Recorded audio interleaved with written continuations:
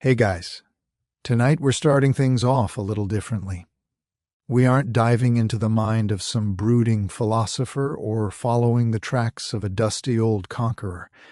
Instead, we're talking about a plant, one that's been healing, confusing, and, let's be real, mildly annoying governments for literally thousands of years. I'm talking about cannabis. Now, before you get all settled in and find that perfect spot under the covers, do me a huge favor and hit that like button and subscribe. But seriously, only if you actually enjoy hanging out here with me. And please drop a comment and let me know where in the world you're listening from and what time it is for you. There's something so cool about imagining all of us scattered across different time zones, just chilling together in this moment. So, go ahead. Dim the lights right down. Maybe flick on a fan if you like that soft, steady background hum. And let's just ease into tonight's smoky little history together.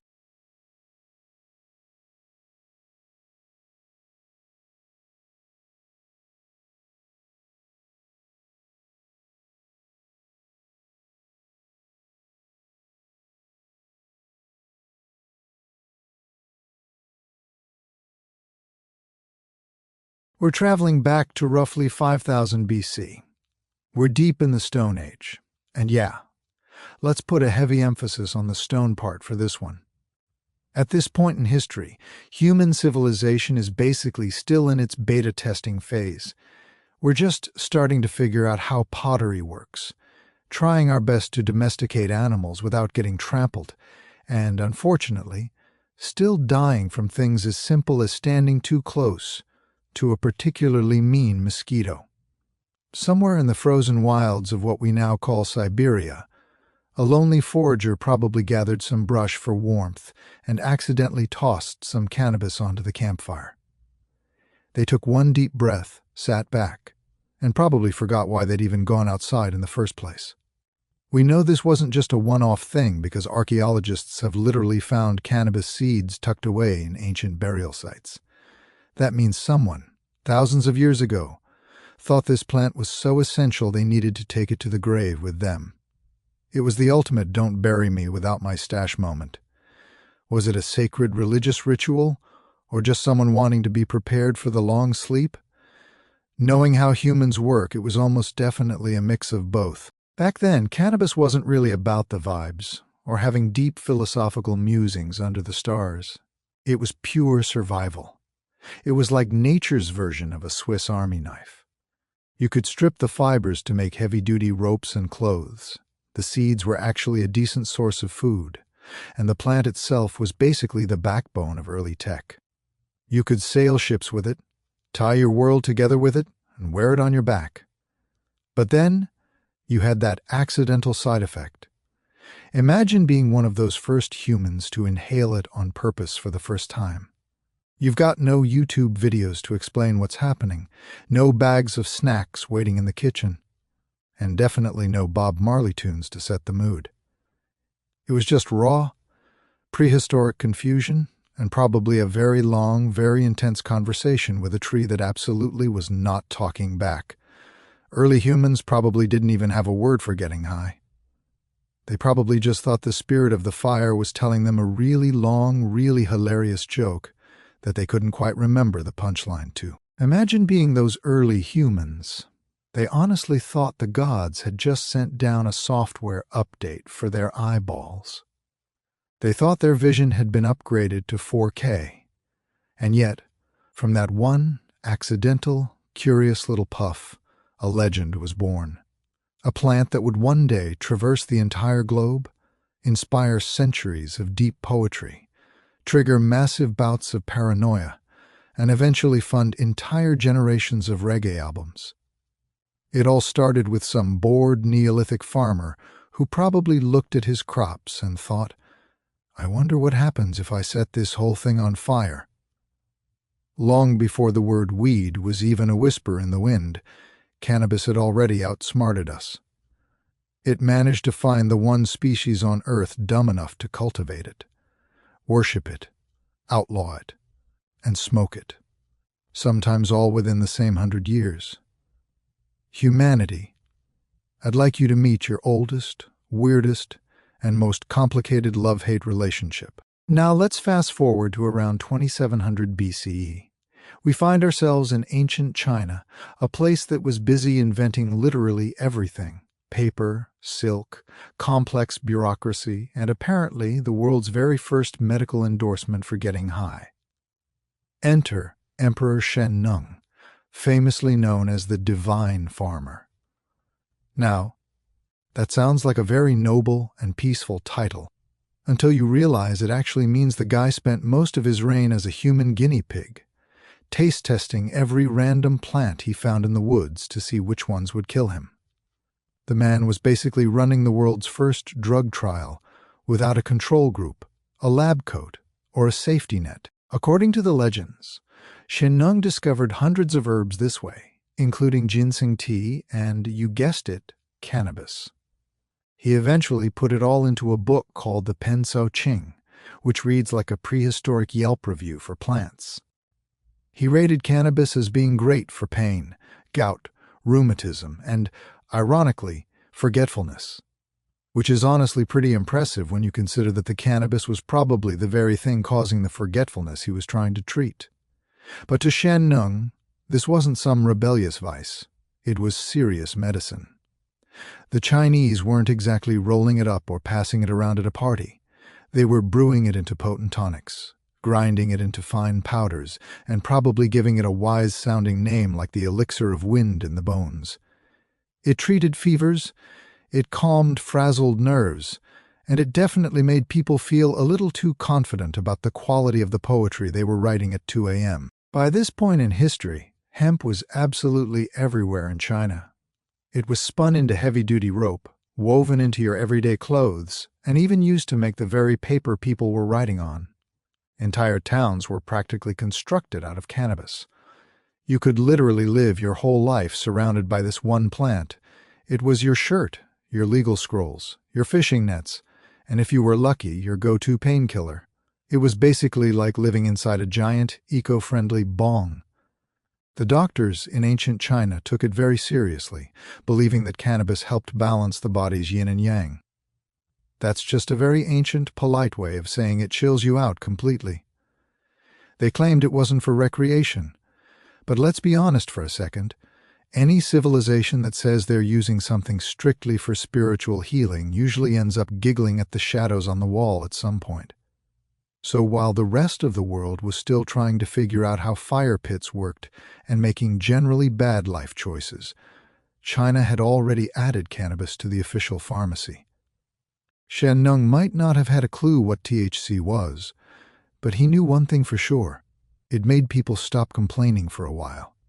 And in a world filled with famines, unpredictable floods, and the Mongols slowly warming up their horses in the distance, that is exactly what you'd call major medical progress. But while China was busy bottling cannabis into tonics and pretending it was strictly for medicinal purposes, their neighbors out on the vast, open grasslands of Central Asia had a much simpler, much more direct idea.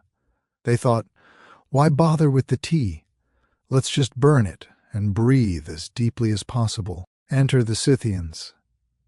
These were the legendary horse-riding nomads of the steppes. These guys basically lived outdoors. Looked like they hadn't slept a full night since the day they were born, and carried a collective attitude that I can only describe as heavily armed and completely unbothered. Around 1000 BCE, these nomads decided that their death rituals were missing a little something, mainly smoke. Not incense, not sage, but pure cannabis. The famous Greek historian Herodotus actually wrote about this. He described how the Scythians would throw hemp seeds onto red-hot stones inside small, tightly sealed tents. Within minutes, the entire tent would fill with thick, aromatic clouds. And then, in Herodotus's own words, they would howl with pleasure. That's just ancient Greek code for somebody is about to start freestyling under the stars. This wasn't just some polite, small ritual puff either. The Scythians didn't do anything halfway. They treated it like a full-body spiritual baptism in THC. They were the original architects of the hotbox, and they were doing it on horseback thousands of years before it was cool. That's exactly how we'll keep doing it. I'm ready to keep expanding this story with that same cozy, slightly witty, history for sleep vibe. I'll make sure to keep the English version long, detailed, and perfectly tailored for a late-night storytelling session. Imagine the scene for a moment. 20 battle-hardened warriors, skin covered in intricate tattoos and shoulders draped in heavy furs, all crawling into a small, dark tent filled with the thick, swirling smoke of burning hemp. When they eventually emerged, they weren't just the same men who went in, they were spiritually reborn, wide-eyed, and, let's be honest, completely disoriented. Now, the Scythians didn't exactly have a word in their vocabulary for self-care or stress management, but this was likely the closest they ever got to a spa day. This smoke wasn't just a bit of fun for them either. It was deeply sacred. It was the bridge they used to commune with the spirits of their ancestors, a way to dull the sharp edges of grief, and a tool to make the idea of the afterlife sound like a pretty sweet deal. We know they took this seriously because archaeologists eventually uncovered actual golden bongs. Think about that for a second. Literal gold, buried deep in Scythian tombs, still coated with the sticky resin traces of ancient cannabis. These warriors died exactly the way they lived. Stylish, mysterious, and definitely a little high. You honestly can't buy that kind of historical commitment. Eventually, other cultures caught on and decided to copy the Scythian vibe. From the mountains of Persia to the plains of India, nomads and mystics started inhaling cannabis smoke during funerals, massive festivals, and even intense philosophical debates. Because, let's be real, if you're going to spend your night questioning the very meaning of existence, it helps if the air itself is whispering a few ideas into your ear. So while the Chinese were busy boiling their medicine and writing long-winded scrolls about balance and harmony, the Scythians were busy perfecting the ancient art of the hotbox. No fancy rituals, no expensive incense, just fire, smoke, and a silent, unspoken agreement. Nobody opens that tent flap until someone starts seeing the gods. But while the Scythians were hotboxing their tents on the frozen steppes, India decided to take things a step further and make cannabis officially holy.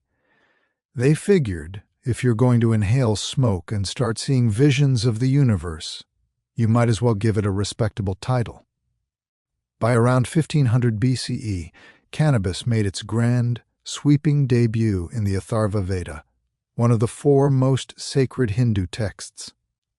It wasn't just another weed, it was listed as one of the 5 sacred plants, a divine gift sent straight from the gods. Specifically, it was linked to Shiva. According to the legend, Shiva was wandering around one day, found a nice spot under a celestial tree, and discovered this plant. He took a few hits, felt that wave of enlightenment wash over him, and promptly entered a permanent state of divine chill. From that day on, Shiva became known as the Lord of Bhang, which, let's be fair, is easily the coolest religious title in the history of mankind. Now Bhang wasn't smoked. It was drunk. Imagine a thick, creamy smoothie made of milk, aromatic spices, crushed cannabis leaves, and the vague, shimmering promise of total enlightenment. Priests, wandering yogis, and ecstatic festival-goers would sip this mixture during sacred ceremonies, praise the gods with everything they had, and then, more often than not, completely forget what they were praising about halfway through the prayer. But the best part? It wasn't rebellious, it wasn't illegal or edgy. It was sacred. In the grand temples, cannabis was a tool to purify the spirit.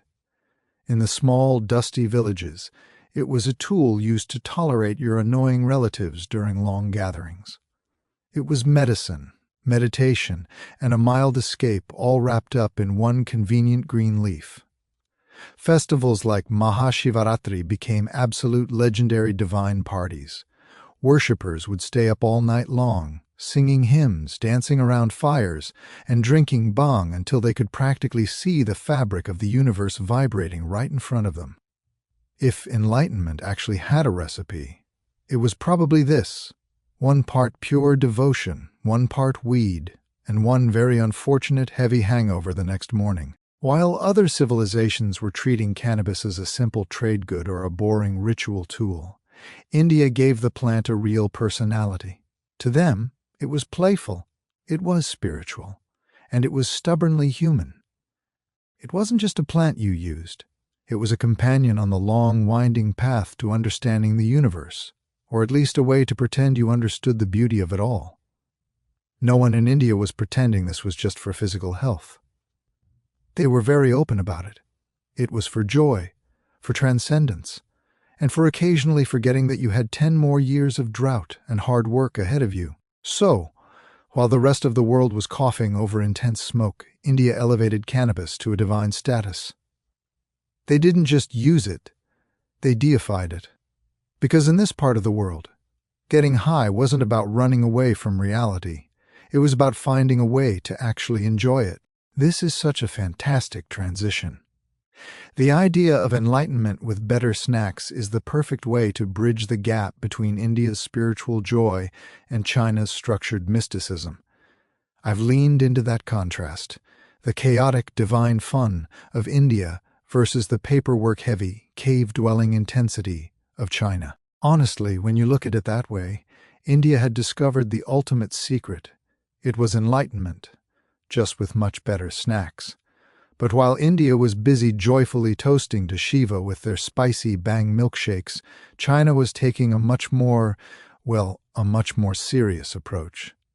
Because in China, even the act of reaching total spiritual transcendence comes with a side of heavy documentation. By around 1000 BCE, cannabis had already found its way into the heart of Taoist ritual life.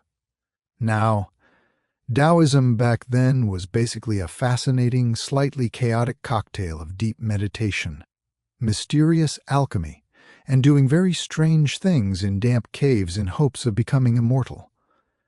Taoist monks were convinced that burning cannabis incense was the direct line to the spirit world. They believed it helped them peer into the future, which, if you've ever actually tried it, probably looked absolutely breathtaking for the first 10 minutes and then became deeply terrifying for the next 2 hours. In the ancient Taoist texts, cannabis was often referred to as the liberator of sin. That sounds incredibly uplifting and noble, until you realize that in practice it usually just meant people were wandering off into the deep forests, trying to give a hug to a passing cloud. These monks would burn the plant during their deepest meditations, claiming it helped them open the gates of perception. If we're being honest with the translation here, it basically means they got so incredibly high that they could hear their own heartbeat in surround sound stereo. However, China's relationship with the plant was always a bit complicated. This wasn't a party drug in the way we think of it today. It was a philosophical tool. The Taoists weren't necessarily looking to escape reality. No, they were trying to merge with it, which is just a very fancy, scholarly way of saying, let's get high enough to convince ourselves the entire universe is our new roommate. But let's not forget, the early Chinese were far too organized to let things just spiral out of control. Cannabis use was carefully measured, precisely mixed with other medicinal herbs, and meticulously recorded in scrolls that probably, to this day, still smell faintly of smoke and ancient regret. You didn't just light up back then. You followed a strict procedure, you practiced deep meditation, and you hoped to the gods you didn't accidentally levitate yourself into a stone wall. Meanwhile, you had the Confucians. Those guys were the eternal killjoys of history. They frowned upon anything that even slightly loosened the gears of the mind. While the Taoists were busy arguing that cannabis expanded human consciousness, the Confucians were busy arguing that it mostly just expanded human laziness. It was, quite literally, the first recorded drug policy debate in human history. And in a shock to absolutely no one, it ended the exact same way every drug debate has ended since. Everyone pretended to agree in public, then went home and did exactly what they wanted behind closed doors. Through all the political noise, cannabis remained the quiet, constant companion of China's great mystics. It was burned in the silence of the temples, studied by the brightest scholars, and was almost certainly blamed for at least one or two lost manuscripts over the years.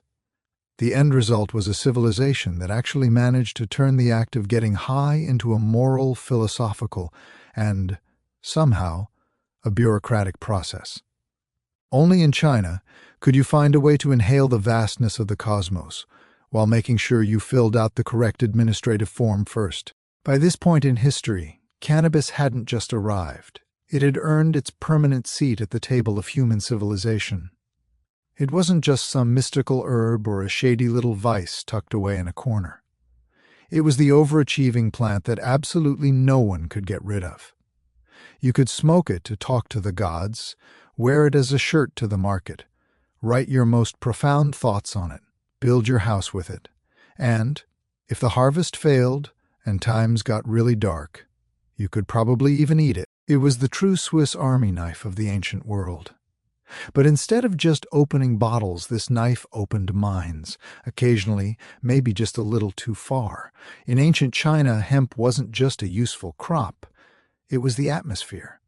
Farmers grew it in fields that stretched to the horizon.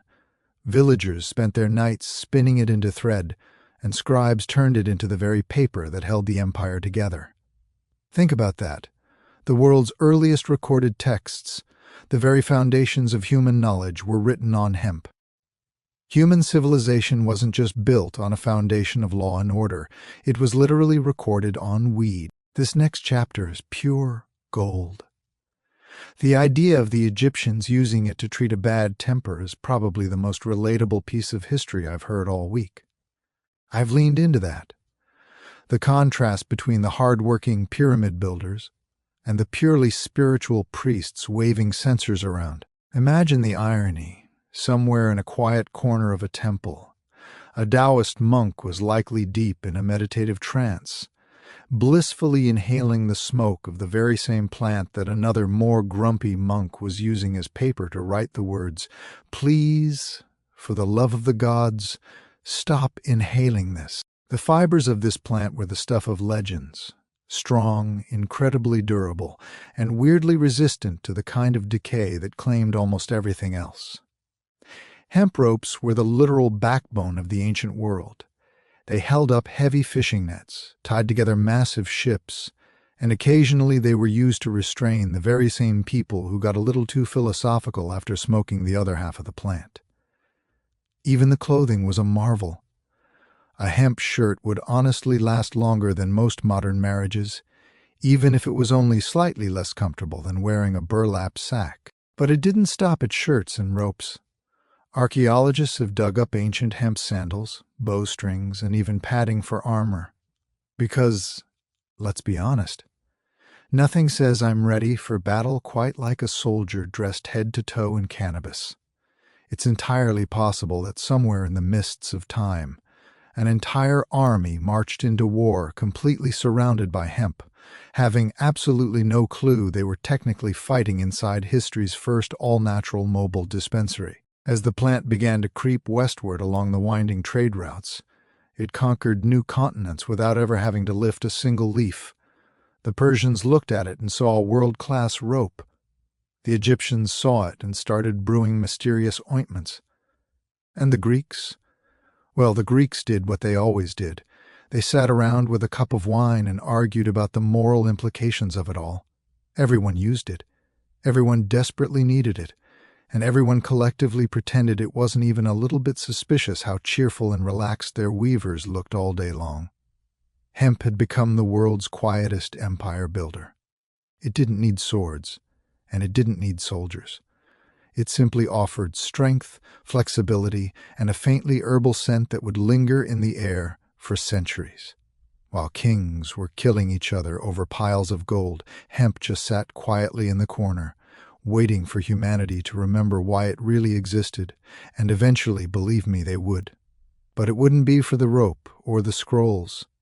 The era of practical use was taking a back seat, and the age of recreational enlightenment was just getting warmed up. By the time cannabis drifted into ancient Persia, it had already built a resume as a medicine, a rope, and a sacred incense. But the Persians, being the deep thinkers they were, decided this miraculous plant should probably teach them a thing or two about the fabric of the universe. In this part of the world, even getting high came with a mandatory reading list. The Assyrians were actually the first to make it a regular part of the rotation, calling it konubu, which sounds suspiciously like the word cannabis because, well, it literally is the root of the word. They burned it in their temples, not for a fun Friday night, but for divine insight. That's ancient priest-speak, for we're about to start smelling colors and hearing the stars. When it finally reached the Persians, proper cannabis found a perfect home among the Zoroastrian mystics. These guys already had fire altars, a complex system of cosmic dualism, and a healthy dose of existential dread. The only thing they were missing was a top-tier mood enhancer. They believed the smoke carried their prayers directly to the heavens, and to be fair, it definitely did, usually along with a few of the priests' brain cells. Then came the philosophers. Persia was never short on people who enjoyed sitting cross-legged and debating metaphysics until everyone involved forgot what the original question even was. Cannabis fit into that scene like a glove. It dulled the physical pain of sitting on a stone floor for 10 hours, softened the jagged edges of reality, and made those never-ending conversations about the nature of truth almost tolerable. Ancient records mention that priests used it during rituals specifically to free the mind from doubt. In a modern translation, suddenly, absolutely everything makes perfect sense for about 40 minutes. But as always, not everyone was a fan. Once the ruling class caught wind of what was happening, they panicked. Their logic was simple. If the average person could reach the divine and find inner peace without paying their monthly temple fees, the whole of society might just collapse. So cannabis began its long, storied career as a suspicious substance. It was deeply respected in private, loudly condemned in public, and still somehow passed around behind the incense burner when no one was looking. Persian traders eventually helped smuggle the idea further west along the Silk Road, where it picked up new names, strange new rituals, and a growing reputation for causing philosophical chaos. By the time it reached Greece, it wasn't just a plant anymore. It was a traveling idea, a portable enlightenment kit that unfortunately came with no instructions. Persia had officially turned smoke into spirit and contemplation into a contact sport, and then the plant floated down the Nile. By the time it arrived, Egypt was already running on a massive engine of divine bureaucracy. The gods all had specific jobs, the priests were buried in paperwork, and everyone was busy building pyramids without the benefit of proper labor laws or weekend breaks. Into this high-stress mix came cannabis, a small green mercy for a civilization that had been collectively overworked for about 3,000 years. The Egyptians, being the practical people they were, didn't really throw massive hotbox parties like the Scythians or whip up milkshakes like the Indians. No, they used it medically, which is to say they slapped a medical label on it and then used it for absolutely everything. It even shows up in the Ebers Papyrus, a 3,500-year-old medical text.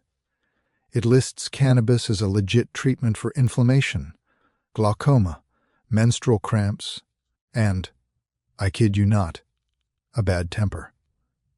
Honestly, that last one alone probably saved the pharaohs from starting at least half a dozen unnecessary wars. The priests were the ultimate gatekeepers of the stash. They mixed it into balms, infused it into oils, and tossed it into the incense for temple rituals. You can just picture a high priest draped in linen, waving a censer full of thick, fragrant smoke, while stone-facedly declaring that the vibe in the room was purely spiritual, and definitely had nothing to do with the fact that everyone was suddenly very interested in the texture of the temple walls. This is gold. The idea of vidi, vaped, is exactly the kind of historical rewrite the world needs. I've kept the momentum going, expanding on the Egyptian afterlife insurance and the Roman Empire's sheer, unadulterated pragmatism. Sure, the priests claimed the incense was for the gods, and hey, so is tequila if you use it right. The logic was that the sweet, heavy scent would carry prayers up to the heavens, and let's be honest, it probably made everyone standing in the temple feel a little bit closer to the divine. But the Egyptians didn't just use it to talk to the gods. They wanted it for the long haul. Cannabis has actually been found in mummy wrappings and burial chambers. That means somewhere, 3,000 years ago, someone was packing their bags for eternity and thought, if I'm crossing over into the great unknown, I'm definitely bringing a joint. And can you really blame them? Eternity sounds like a very long time, and the rumors about the afterlife weren't great. Apparently, it involved a lot more farming. If you're going to spend forever in a celestial field, you're going to want something to take the edge off. Edge off? It wasn't just a guy thing, either. Ancient Egyptian midwives were actually quite revolutionary. They prescribed cannabis to help ease the brutal pains of childbirth.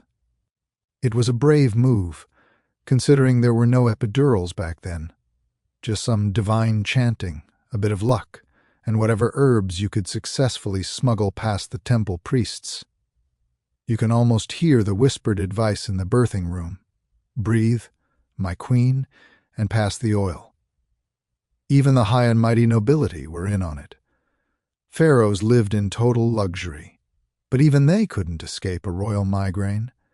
Whether it was caused by the literal crushing weight of a solid gold crown, or the endless, soul-sucking meetings about pyramid construction deadlines, they turned to cannabis ointments for relief. In short, the Egyptians didn't just build stone monuments that lasted forever. They built coping mechanisms. Cannabis wasn't a rebellion against the system. It was a survival tool for the system.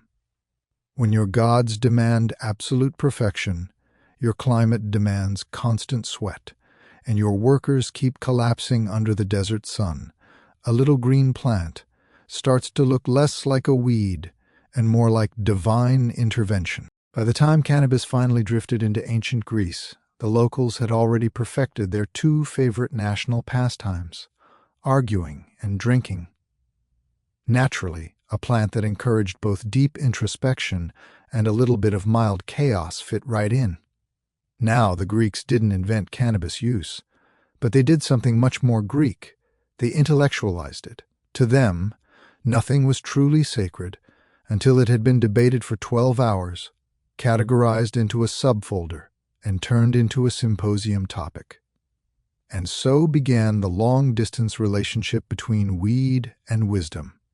Or, as Plato might have called it if he'd had a sense of humor, the Republic of Chill. Famous Greek physicians like Hippocrates and Dioscorides were busy writing about cannabis in their medical texts, praising its ability to treat inflammation, earaches, and pain of the inner self.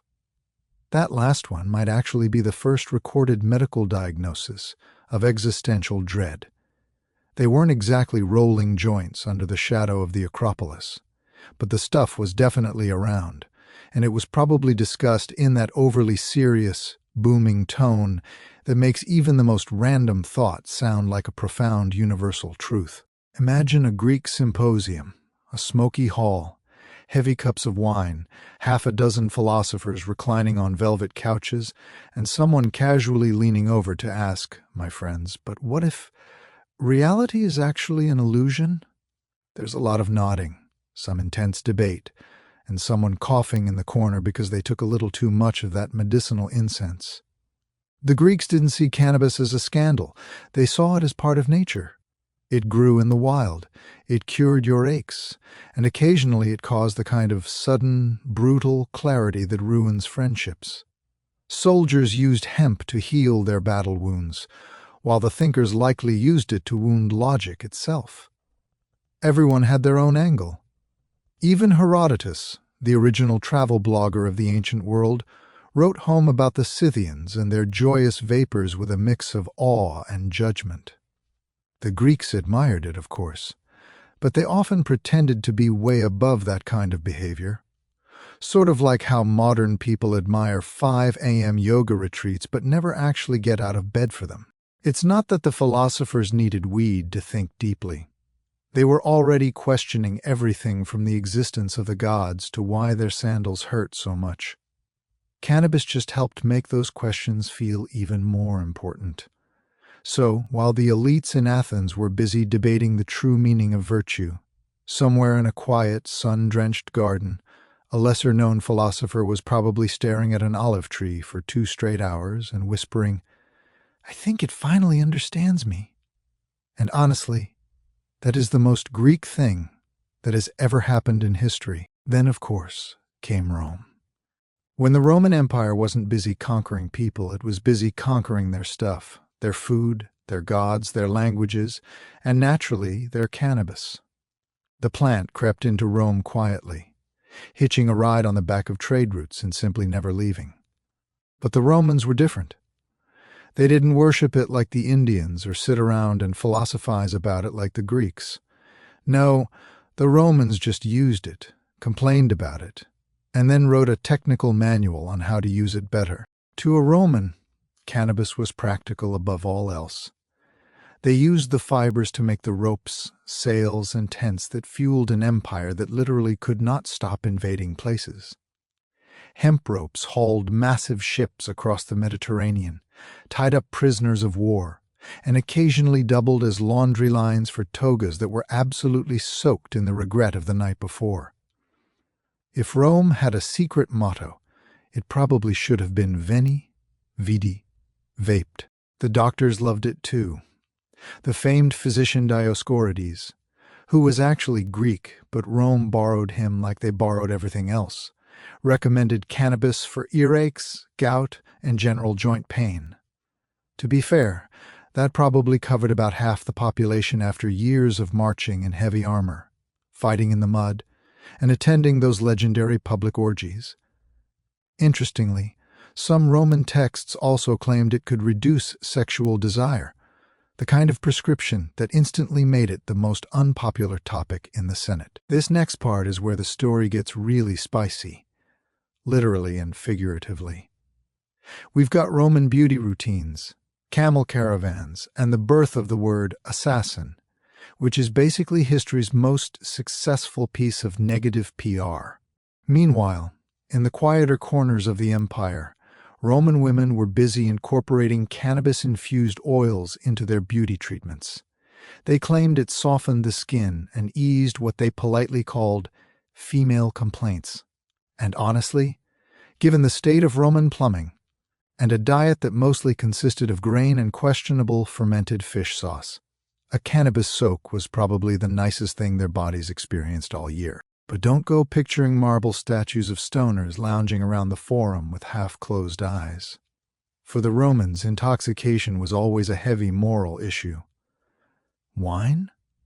Wine was civilized. It was what made you a citizen. But hashish? That was seen as suspicious.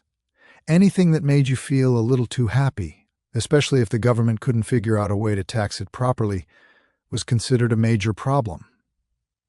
So while hemp was physically everywhere, the act of actually smoking it was mostly reserved for foreigners, wandering mystics, and that one eccentric uncle who lived in the countryside and wouldn't shut up about the alignment of the stars. Still, despite the side-eye from the elites, the plant spread through the empire faster than gossip at a public bathhouse.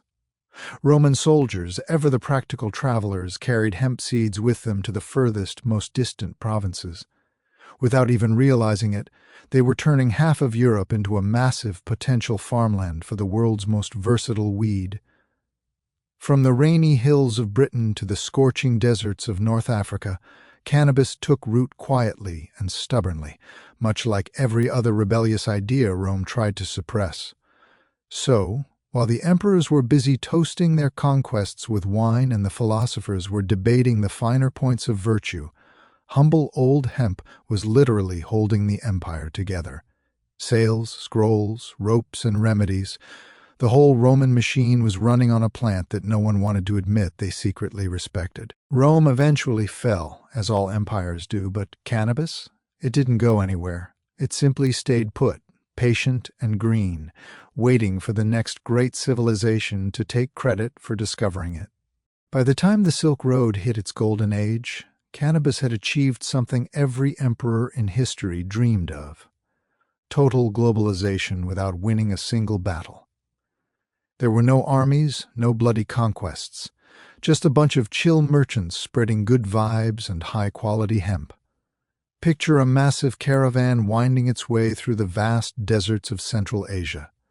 The camels are groaning under the weight, the traders are sweating through their silks, the air is thick with the scent of spices, and somewhere in the very back there's a sack of cannabis seeds conveniently labeled for medicinal purposes only.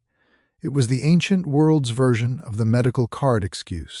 Along these trade routes, the plant became a true shapeshifter. In China, it remained the backbone of medicine and paper.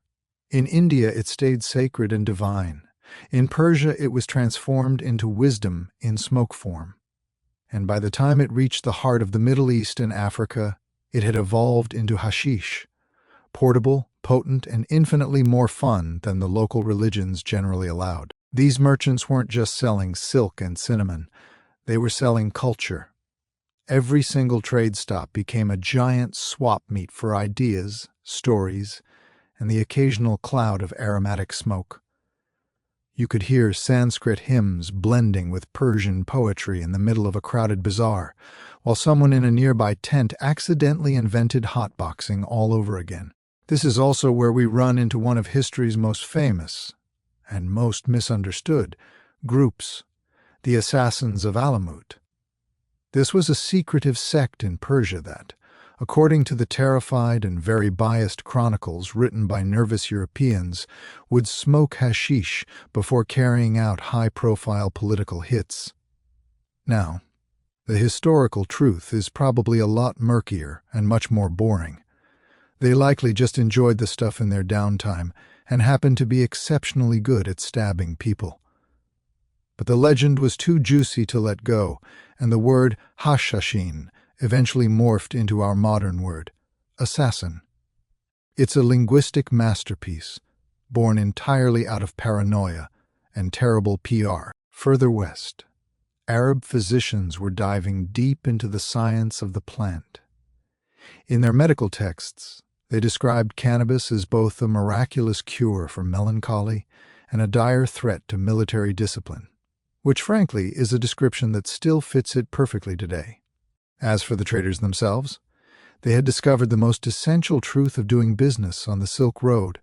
People will always be willing to pay a little extra for anything that helps them forget they've been sitting on a grumpy camel for 9 straight months. The Silk Road had effectively turned cannabis into the world's first truly multicultural plant. It didn't matter if you were a monk in China, a weary merchant in Samarkand, or a dreaming mystic in Cairo. The smell was exactly the same. A heady mix of desert dust, wood smoke, and just a hint of mild enlightenment. It was the ancient world's version of going viral. The seeds were planted, the word was out, and there was absolutely no logging off. By the time the Islamic Golden Age rolled around, cannabis had become that polite guest who nobody remembers inviting, but everyone seems perfectly happy to let stay. From the bustling markets of Baghdad to the grand libraries of Cairo, the scent wafted quietly through mosques, palaces, and poetry circles. It was never mentioned too loudly in polite company, but it was always, undeniably, there. The early Islamic world was a total cultural powerhouse.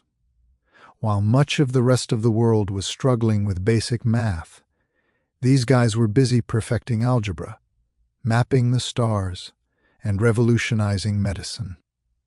And, as it turns out, they had a plant that made all that intense studying just a little more interesting.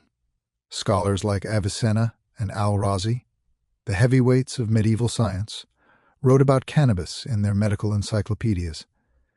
They described it as a reliable tool for physical pain and digestion, and a way to calm the spirit. In medieval scholar speak, that's basically saying, take one of these and stop arguing about theology for 5 minutes. But as with everything in history, there was a catch. Islam had a very complicated relationship with getting intoxicated. The Quran was crystal clear on alcohol. That was a hard no. But it didn't say much about weed. And wherever there's a gap in the rules, humans will spend an entire century finding a loophole. This led to the rise of hashish, the original gray area of divine law. The Sufi mystics were the ones who truly embraced it. These were the spiritual poets and the famous whirling dervishes, the seekers who wanted to find a direct union with God through music, dance, and occasionally substances that made God seem unusually chatty. For a Sufi, cannabis wasn't a dirty vice, it was a bridge, a fragrant, slightly giggly, green bridge to the divine. Meanwhile, the religious establishment was, predictably, frowning. Hashish dens began popping up from Egypt to Persia, filled with scholars, merchants, and people who were definitely supposed to be at work or at prayer. Authorities called it a moral plague. Preachers stood on their pulpits and condemned it as the herb of idleness. And yet, every single crackdown failed miserably, mostly because the guys sent to enforce the bans usually ended up confiscating large amounts of evidence for personal testing. By the 13th century, hashish was the era's biggest open secret. Poets wrote verses praising its beauty, rulers signed papers banning its use, doctors prescribed it for everything from headaches to heartbreak, and beggars smoked it on the street corners. Everyone had an opinion on it, though half of them usually forgot what their point was halfway through the sentence. So, while Europe was busy burning witches and only bathing when the seasons changed, the Islamic world was engaged in a deep civilized debate over whether cannabis brought you closer to God or just closer to a very long nap. Either way, the result was a civilization at the peak of its creativity, and they might have been just a little high while they were building it. But then, somewhere in the jagged, tangled mountains of 11th century Persia, cannabis ran into its first real PR nightmare. The legend starts with a secretive sect called the Nizari Ismailis. These guys built massive fortified castles in places no one could reach, annoyed every neighboring empire, and developed a habit of removing their political rivals in very creative ways. Their leader, the mysterious Hassan I Saba, ruled from a mountain fortress called Alamut, a name that translates to Eagle's Nest, which was a much better brand name than murder headquarters. According to the rumors that flew around medieval dinner tables, Hassan's followers, the Hashashin, would smoke massive amounts of hashish before heading out on their missions, moving in a blissful haze of divine purpose. Chroniclers swore the drug made them fearless, completely devoted, and, most importantly, very stabby. It's a thrilling story, isn't it? It's also almost certainly total nonsense. In reality, there isn't a shred of evidence that these elite mountain warriors ever used hashish before a mission. I mean, think about it. If you're trying to sneak into a heavily guarded palace and bypass 10 elite guards, the last thing you want is a substance that makes you want to sit down and discuss the vibe of the curtains. The myth was likely cooked up by their enemies. It was much easier for a defeated general to tell the Sultan the drugs made them do it, than to admit that a small team of mountain zealots had outsmarted his entire army through superior planning and sheer discipline. Blaming the weed was the ultimate medieval excuse for losing. It's the ultimate medieval version of damage control. Oh, they aren't geniuses. They're just high. That single sentence did more to shape the reputation of cannabis than almost anything else in history. But man, did that story travel. It spread faster than a rumor at a crusader camp after 2 rounds of ale. European knights headed back home, huddled around their own fires, whispering tall tales of mysterious Eastern killers who were intoxicated by strange, magical herbs. As the story moved from person to person, the word hashashin slowly mutated through different languages and accents until it landed on assassin. And just like that, poof. A religion, a military tactic, and a plant were fused into one sensational headline that managed to stay on the front page for 900 years. The irony here is thick enough to cut with a dagger. The Nizari Ismailis were actually top-tier scholars, brilliant engineers, and smooth diplomats. They built world-class libraries and negotiated complex treaties. Sure, they killed people when it was absolutely necessary, which, to be fair, was still quite often, but they weren't exactly a bunch of disorganized stoners. The idea that they got high before a mission probably came from the same chroniclers who genuinely believed that dragons lived in Ethiopia and that the sun went into a hole at night. But the damage was done. Hashish was now officially linked with shadowy violence and cold-blooded murder, even though the real connection was just medieval gossip and a chronic, civilization-wide lack of fact-checking. So next time you hear the word assassin, just remember, it all started as an overblown rumor about a group of bookish Persians who may or may not have enjoyed a little herbal incense in their downtime. The myth survived, the mountain castles eventually crumbled, and cannabis walked away with a brand new, much darker reputation.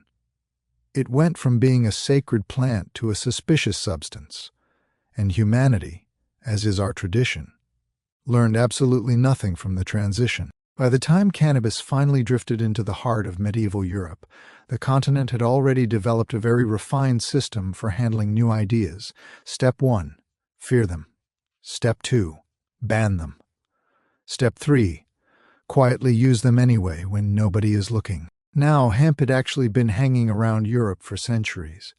It was the rope on the gallows, the oil in the lamp, and the fabric on the peasant's back.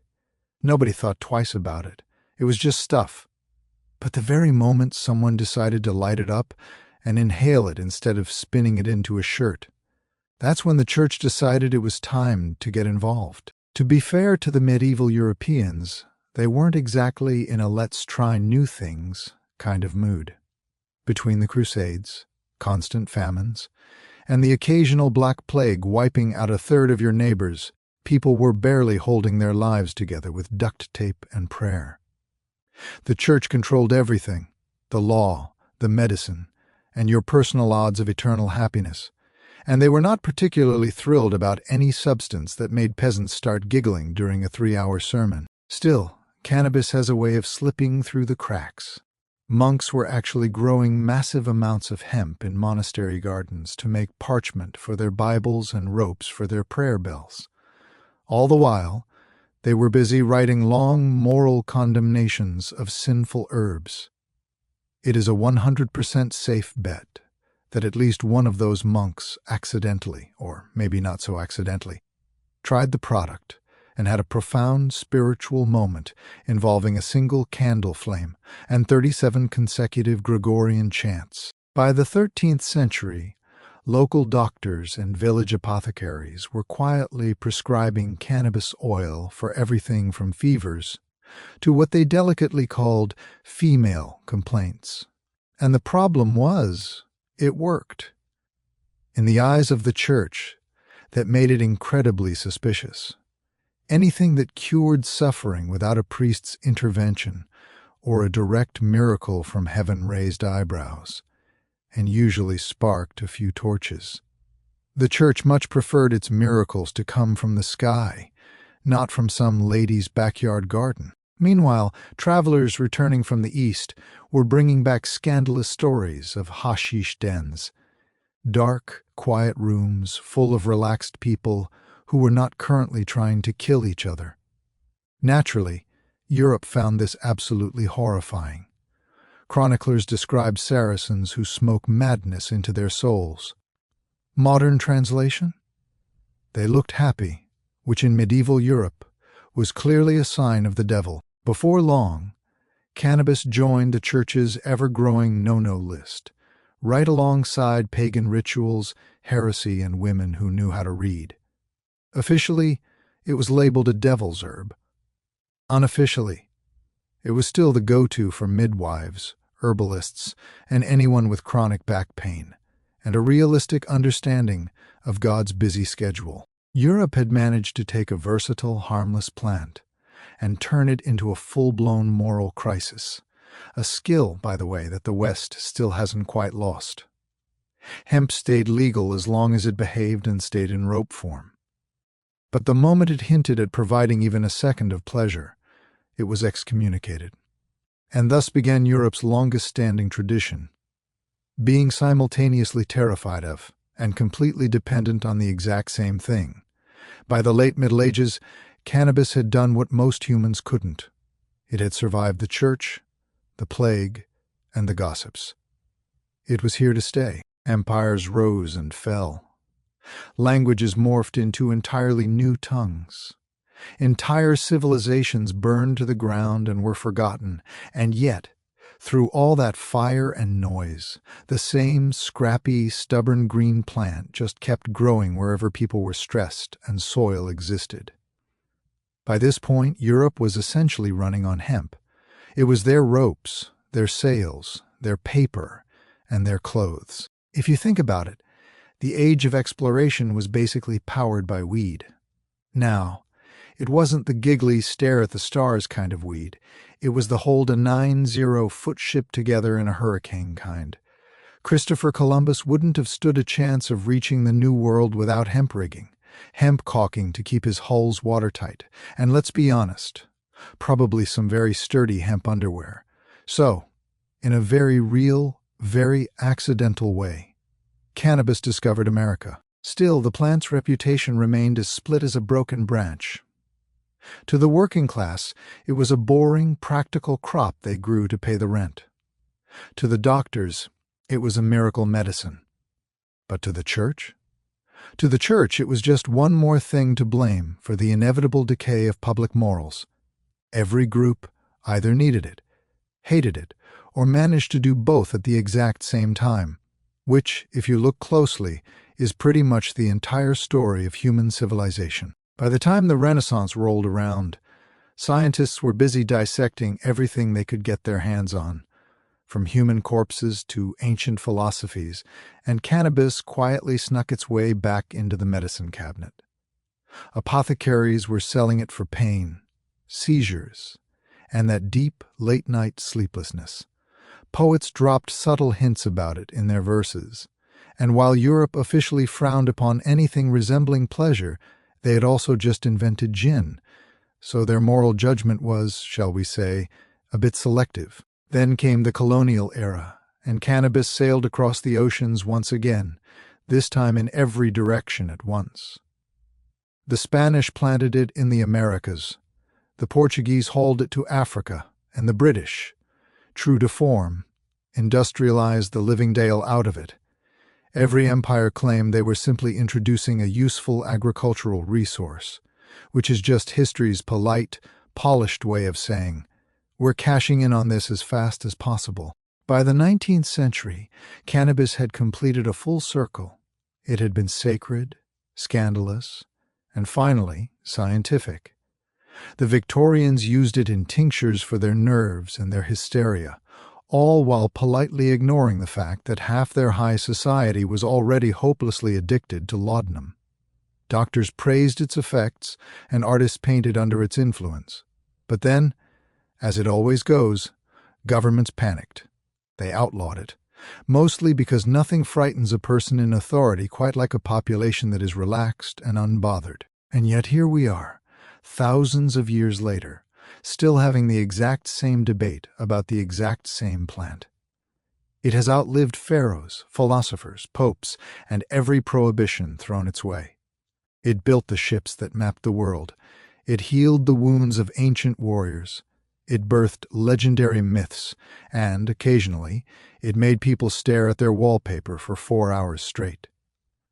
Humanity keeps trying to control cannabis, but somehow it always slips through our fingers. One puff, one poem, and one perfectly rolled piece of history at a time. But while the world was busy trading hemp and spices, another kind of story was unfolding in the heart of Rome.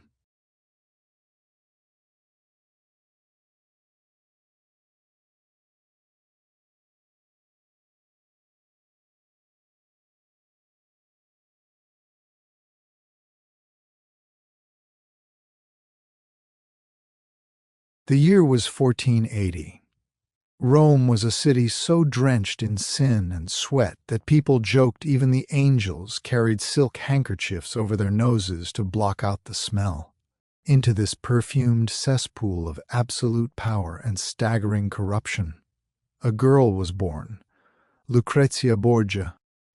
She was the daughter of Cardinal Rodrigo Borgia, the man who would eventually become Pope Alexander VI, perhaps the most notorious man to ever wear the ring. From the very second she drew her first breath, Lucrezia wasn't really treated like a child. She was a political pawn in human form. Her father, Rodrigo, wasn't exactly known for his Christian restraint. He had mistresses, he had secret children, he had a long list of enemies, and he probably had a few people who managed to be all three at once. Lucrezia's mother, Vanozza de Catanei, was Rodrigo's longtime lover, a Roman widow with enough ambition and cold-blooded patience to tolerate a man whose moral compass pointed strictly toward his own personal gain. Together they produced several children, but Lucrezia was the crown jewel. She was intelligent, she was charming, and she was suspiciously useful to her father's grand designs. By the time she could even walk, backroom deals were being signed in her name. Imagine being only 6 years old and already being promised to a noble family you've never met, just to secure a boarder or a bank account. That was Lucrezia's reality. Her early education didn't involve dolls or simple prayers. It was about rhetoric, high-stakes diplomacy, and the dangerous art of looking completely harmless while you quietly plotted someone's total downfall. But here's the thing. Young Lucrezia wasn't a villain. At least, not yet. She was just a girl trapped in the most dangerous family in history, learning that in Rome, love was a luxury, but power was a necessity. The contemporary accounts from that time paint a picture of a girl who was almost otherworldly, graceful, with flowing fair hair and the kind of radiant beauty that Renaissance poets would write endless odes about, right before they were inevitably poisoned at a dinner party. Her tutors kept her busy with Latin, music, and poetry. But let's be real, these weren't just hobbies. These were the high-end finishes on a very expensive bargaining chip. The Borgia name already had this lingering scent of scandal attached to it, and even though Lucrezia was technically innocent at the time, she was breathing in that perfume every single day. While her father, Rodrigo, was busy bribing and backroom dealing his way onto the papal throne, Lucrezia was sitting in the corner, watching and taking notes. She learned the hardest lesson of Rome early. Virtue is just a decoration, something you put on the shelf to look at. Actual survival? That required a massive amount of flexibility, moral, political, and occasionally anatomical. By the time Rodrigo finally grabbed the keys to the Vatican, the whole place stopped being a church and turned into a family-run startup. The cardinals were whispering, the rivals were scheming, and everyone just assumed the blonde girl in the middle of it all had to be just as corrupt as the men who shared her last name.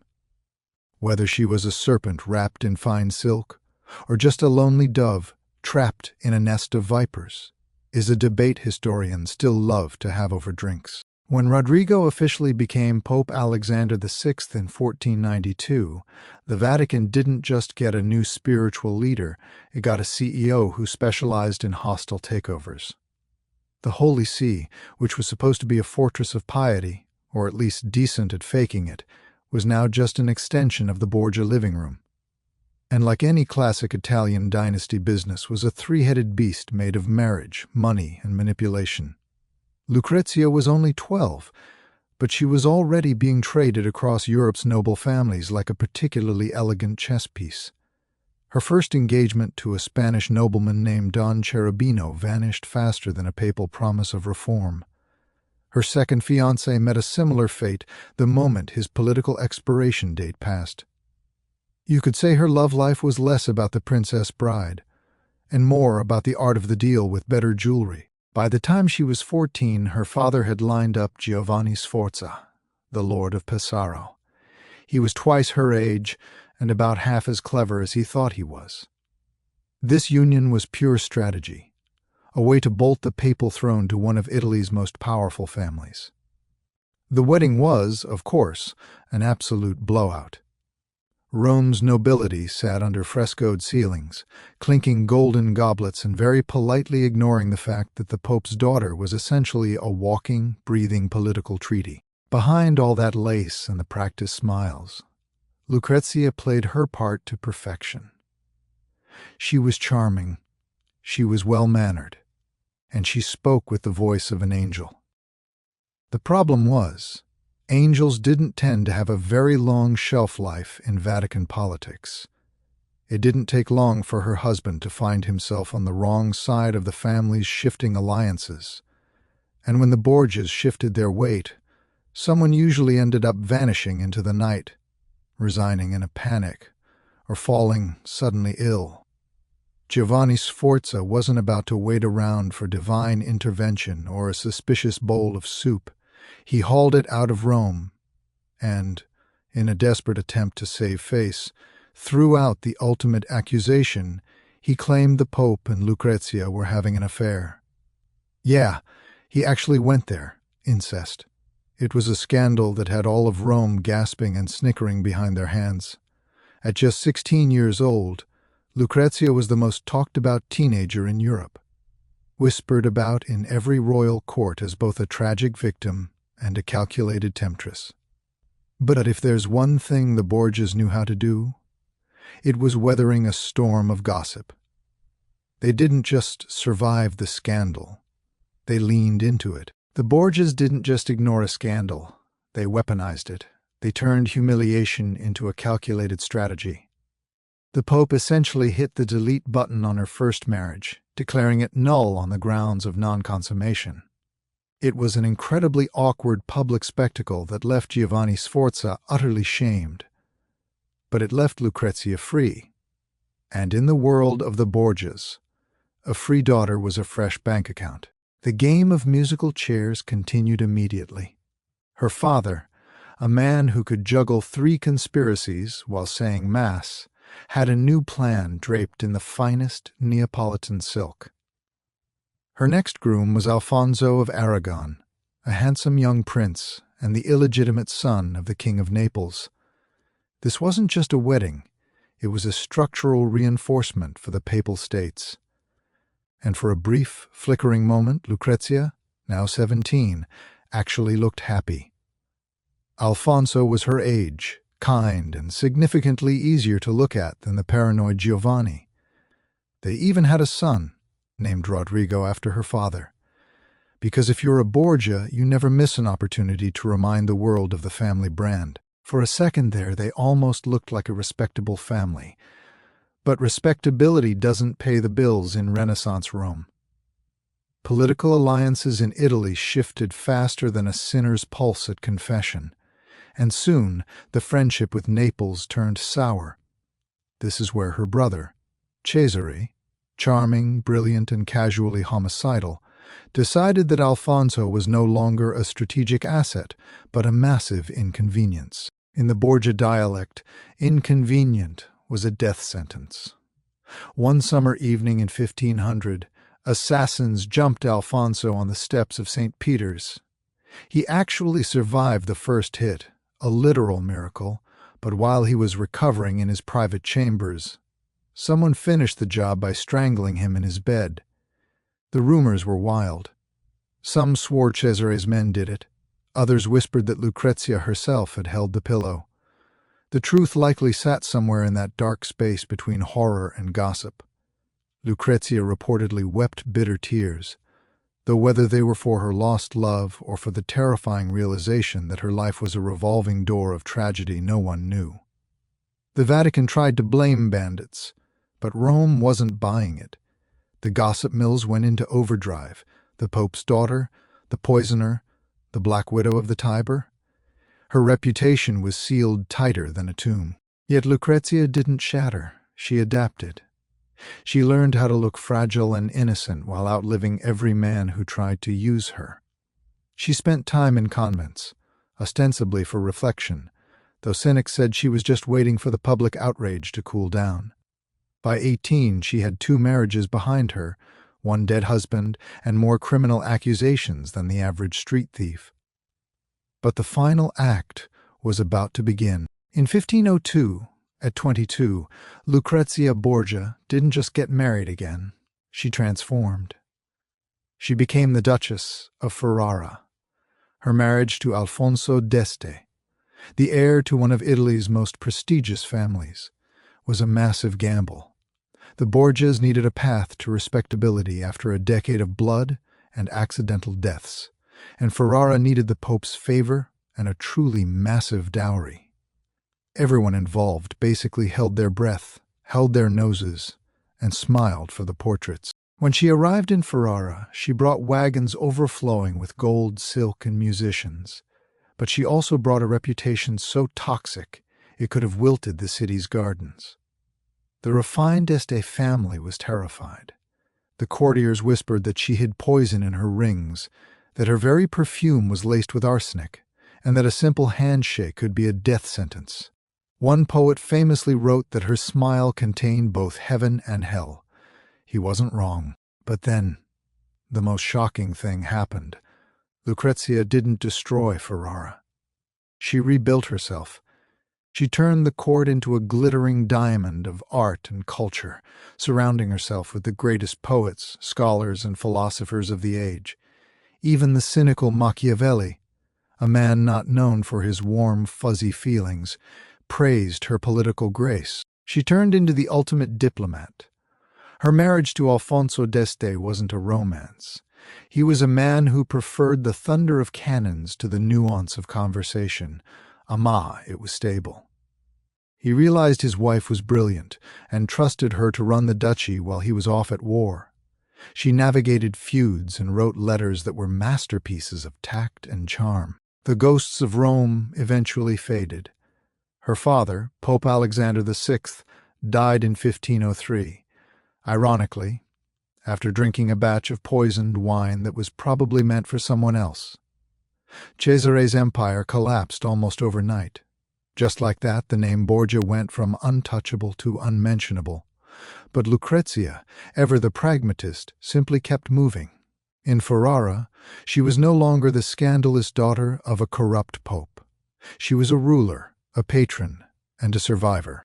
She was the Duchess now, elegant, composed, and absolutely determined to outlive the legends that haunted her like restless ghosts, and for a while she actually pulled it off. The serpent of Rome had effectively shed her skin, and what emerged was a woman of astonishing poise and steel. But in the 1500s, peace was a fleeting luxury. By the time the ink had even dried on her Ferrara marriage papers, the foundations of the Borgia Empire were already starting to crack. Then came the year 1503.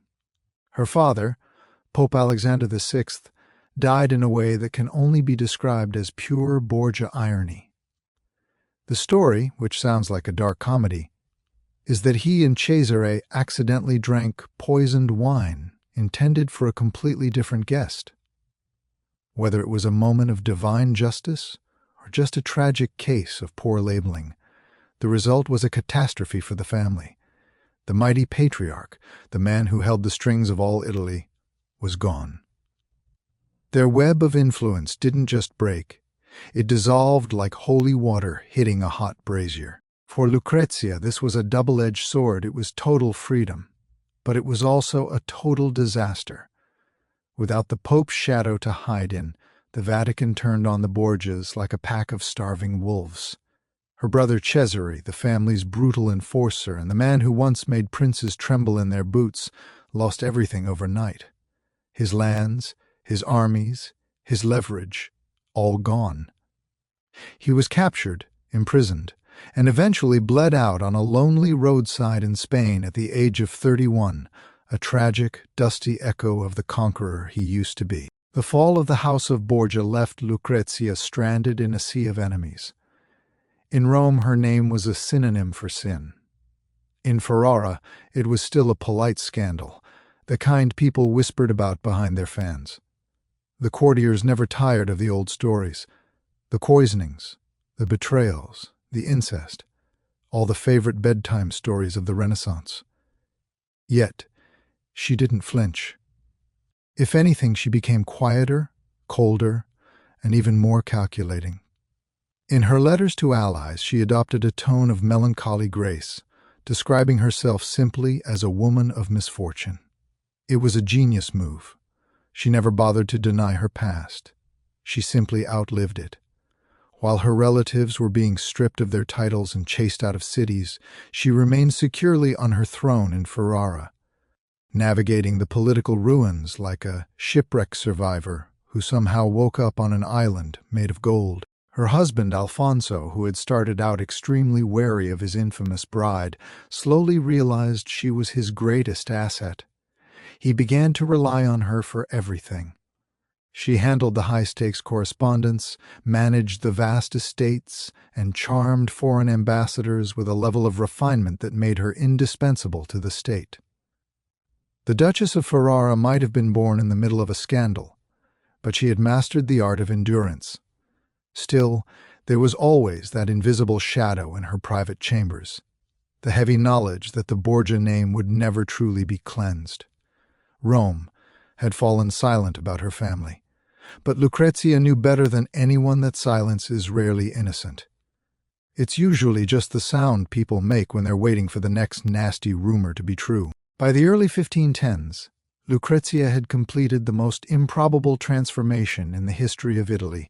She had gone from the Vatican's scandalous daughter to one of its most admired and respected duchesses. Her court in Ferrara became a literal sanctuary for the greats, a kind of high-end cultural rehab center where tortured geniuses could sip world-class wine and complain about the Pope. Under her patronage, Ferrara didn't just grow, it blossomed into a jewel of the Renaissance. She sponsored writers like Ludovico Ariosto, whose Orlando Furioso became an all-time literary masterpiece. She filled the ducal palace with the music of Josquin des Prez and Antoine Brumel, balancing sacred hymns with ballads that were, well, suspiciously secular. She had successfully replaced the scent of blood and scandal with the scent of old parchment and expensive perfume. In Ferrara, Lucrezia wasn't just a patron of the arts. She was a virtuoso of subtle power. While her husband Alfonso was the kind of man who could talk your ear off for hours about the specific caliber of a new cannon or the thickness of a fortification wall, Lucrezia was the one actually running the diplomatic show with a velvet touch. She played the lute, wrote poetry that could pierce a heart, and hosted salons so sophisticated they made the high society circles in Florence look like a group of unrefined provincials. Ambassadors from the great powers, France, Spain, Venice, all sent letters home marveling at her intelligence. There was always this thinly veiled sense of awe in their reports, as if they couldn't wrap their heads around the fact that this polished, brilliant woman was a Borgia. But the whispers, oh, they never really stopped. You could imagine a visitor standing in the grand frescoed halls of Ferrara, sipping a glass of her finest wine, and then leaning in to ask a neighbor if it was true she still kept a vial of slow-acting poison tucked away among her expensive perfumes. The Renaissance, after all, loved nothing more than a good redemption story, provided it was wrapped in a thick layer of suspicion. Behind the scenes, her life was far from a fairy tale. She dealt with the physical and emotional toll of multiple pregnancies and the cold, distant nature of a husband who was a soldier first and a partner second. Yet, she refused to let tragedy be her brand. In her private letters, she spoke of faith and music, words that didn't sound like the desperate confessions of a sinner, but rather the strategic self-preservation of a survivor. Her relationship with the church was a masterpiece of complexity. She poured money into monasteries and charities, and while critics called it guilt money, in Italy, buying a bit of salvation was just seen as a smart long-term investment. She was smart enough to know that when your family once ran the papacy like a criminal organization, you don't get to lecture anyone on holiness. You just do the work and keep a respectful distance. But history has a way of twisting the knife just when you think you've escaped. By 1512, the life she had so carefully built in Ferrara began to fracture under the weight of sheer, unadulterated grief. The court that was once defined by laughter and high-level debate turned quiet and somber. Her son Rodrigo, the child from her brief happy years with Alfonso of Aragon, died suddenly at the age of 12. He had been living in Naples, out of her reach, and the news hit her with the force of a physical blow. Her letters from this time aren't the words of a political mastermind. They are the cries of a mother left with nothing but the prayers she whispered in the dark before dawn. Fate wasn't done yet. She lost 2 more children in infancy, and her own health began to crumble.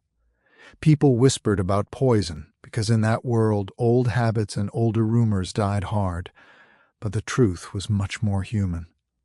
A life of constant childbirth, extreme political stress, and the dismal medical hygiene of the 16th century had simply worn her out. As her world narrowed, her dignity only seemed to grow deeper.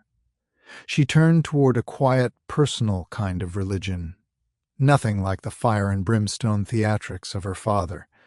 The same chroniclers who had once called her the Viper of Rome were now referring to her as the Christian Duchess.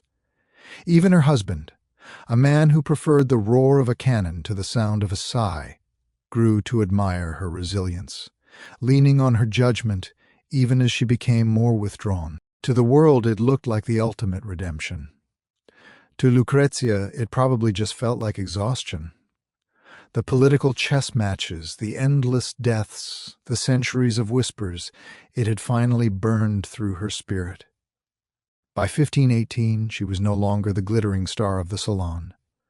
She had become something softer, quieter, and arguably more magnetic. Rome had moved on to newer, fresher scandals, and in that silence she finally found a bit of peace. Her life settled into the steady rhythm of a court that no longer demanded she prove her worth every single day. She focused on her surviving son, Ercole, writing him letters filled with the kind of gentle, fatalistic advice only someone who had survived the Borgias could give. Her marriage had evolved into a sturdy partnership of mutual respect, the kind of love that grows in the trenches.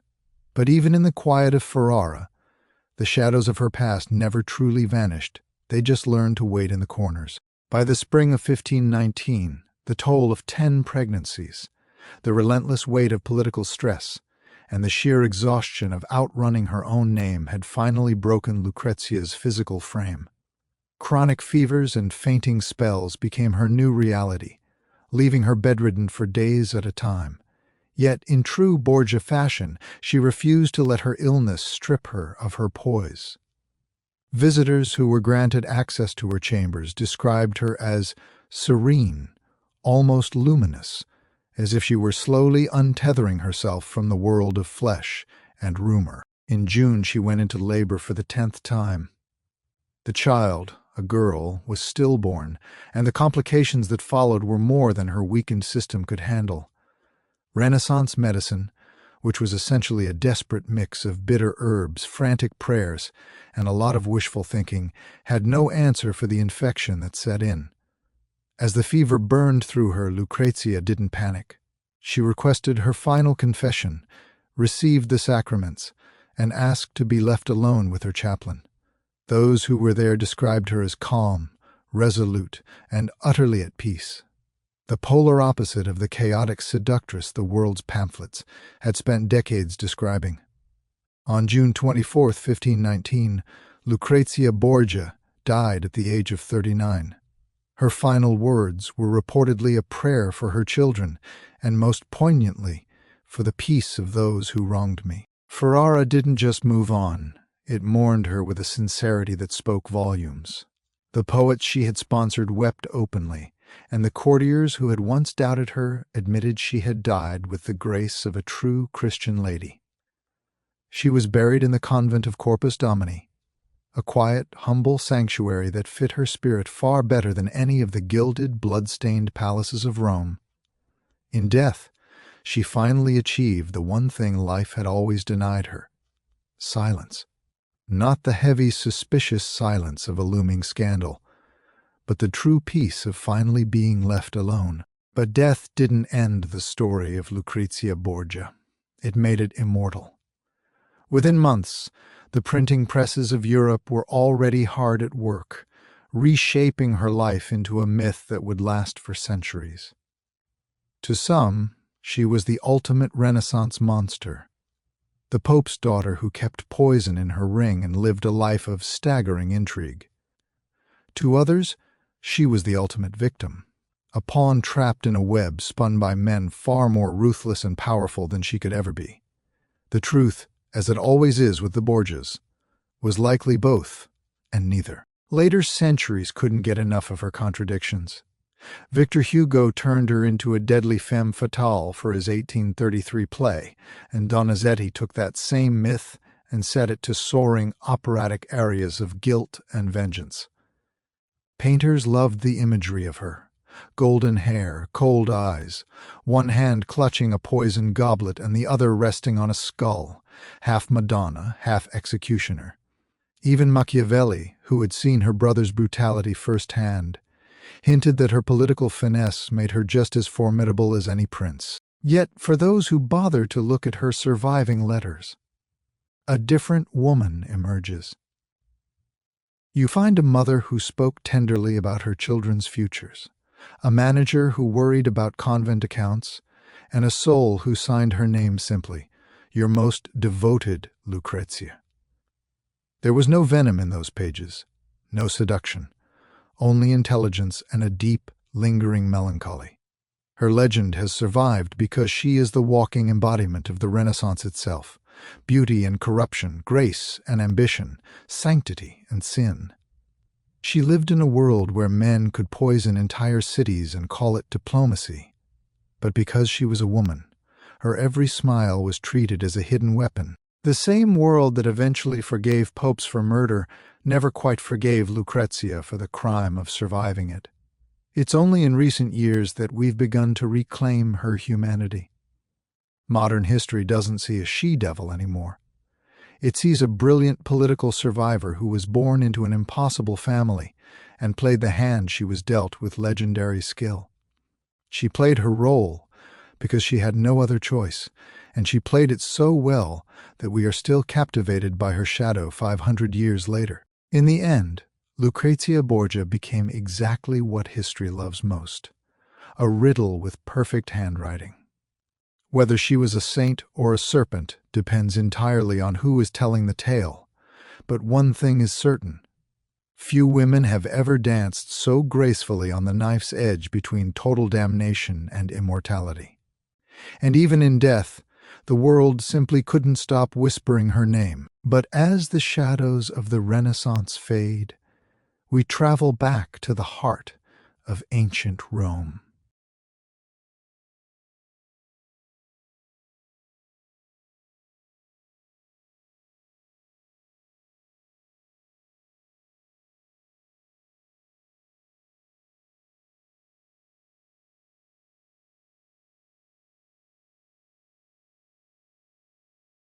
Nestled between the Aventine and Palatine hills stood a monument to pure chaos and staggering glory, the Circus Maximus. This wasn't just an arena. It was Rome's beating heart, pulsing with thick dust, physical danger, and a kind of divine madness. On race days, it felt like the entire city had been tilted and poured into one spot. Over 200,000 people. To put that in perspective, that's nearly 3 times the capacity of a modern NFL stadium, packed in shoulder to shoulder.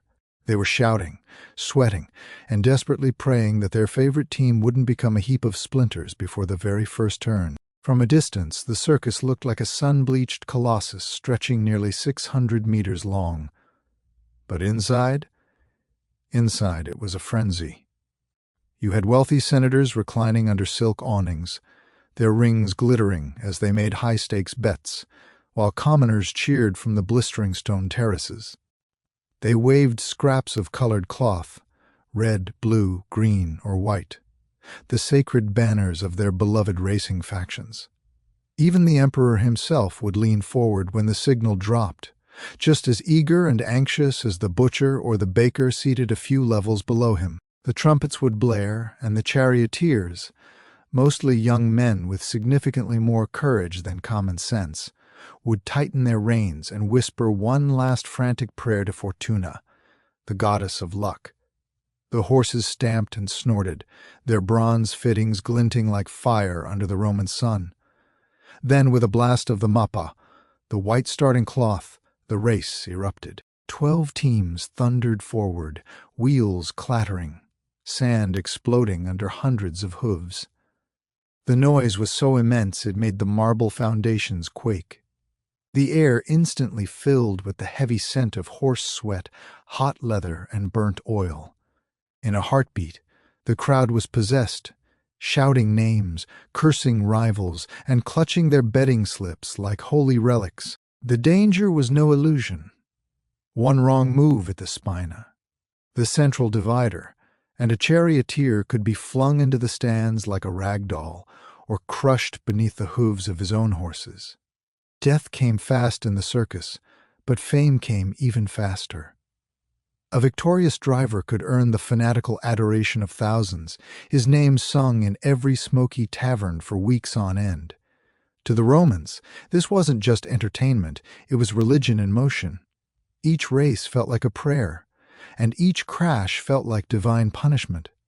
It was the place where gods and gamblers met, where emperors courted the public's love, and where even the poorest slave could feel, for a fleeting moment, the thrill of command. As the dust finally settled, one truth echoed through the roaring arena: Rome lived for the race, and sometimes it died for it. If the Circus Maximus was the heart, its pulse was divided into 4 distinct colors: red, blue, green, and white. These were far more than just racing teams. They were tribal identities, deep political loyalties, and emotional addictions rolled into one. Every Roman belonged to a faction, whether they were born into the highest nobility or were scraping by as a beggar in the Suburra. To wear a team's color wasn't a fashion choice, it was an act of faith. The Reds were the hot-tempered ones, fiery and fiercely loved by the working classes. The Whites carried the polished aura of old money and stiff tradition. The Greens, backed by merchants and the rising middle class, were notorious for their cunning and their legendary willingness to bribe officials to adjust the results. And then there were the Blues, perhaps the most infamous of them all. They counted senators and even emperors among their patrons. They represented the elite, the disciplined, and the untouchable. These factions weren't just names you shouted at a track. They were massive, full-blown corporations. Each one had its own stables, trainers, financiers, priests, and a network of spies that could make the military jealous. They sourced the fastest horses from Spain and North Africa and trained their drivers like elite warriors. Some factions even owned slaves who specialized in professional cheering, people whose only job was to scream louder and more convincingly than the opposition. Fights between supporters were as common as the races themselves. The streets would regularly erupt into riots if a favorite charioteer lost unfairly or if a rival driver was accused of sabotage. Imagine modern soccer hooliganism, But everyone is carrying a sword and a torch. Emperor Nero once tried to play peacemaker by supporting both the greens and the blues, but instead of calming the chaos, it just made things worse. Everyone wanted the emperor's favor, and absolutely no one wanted to share it.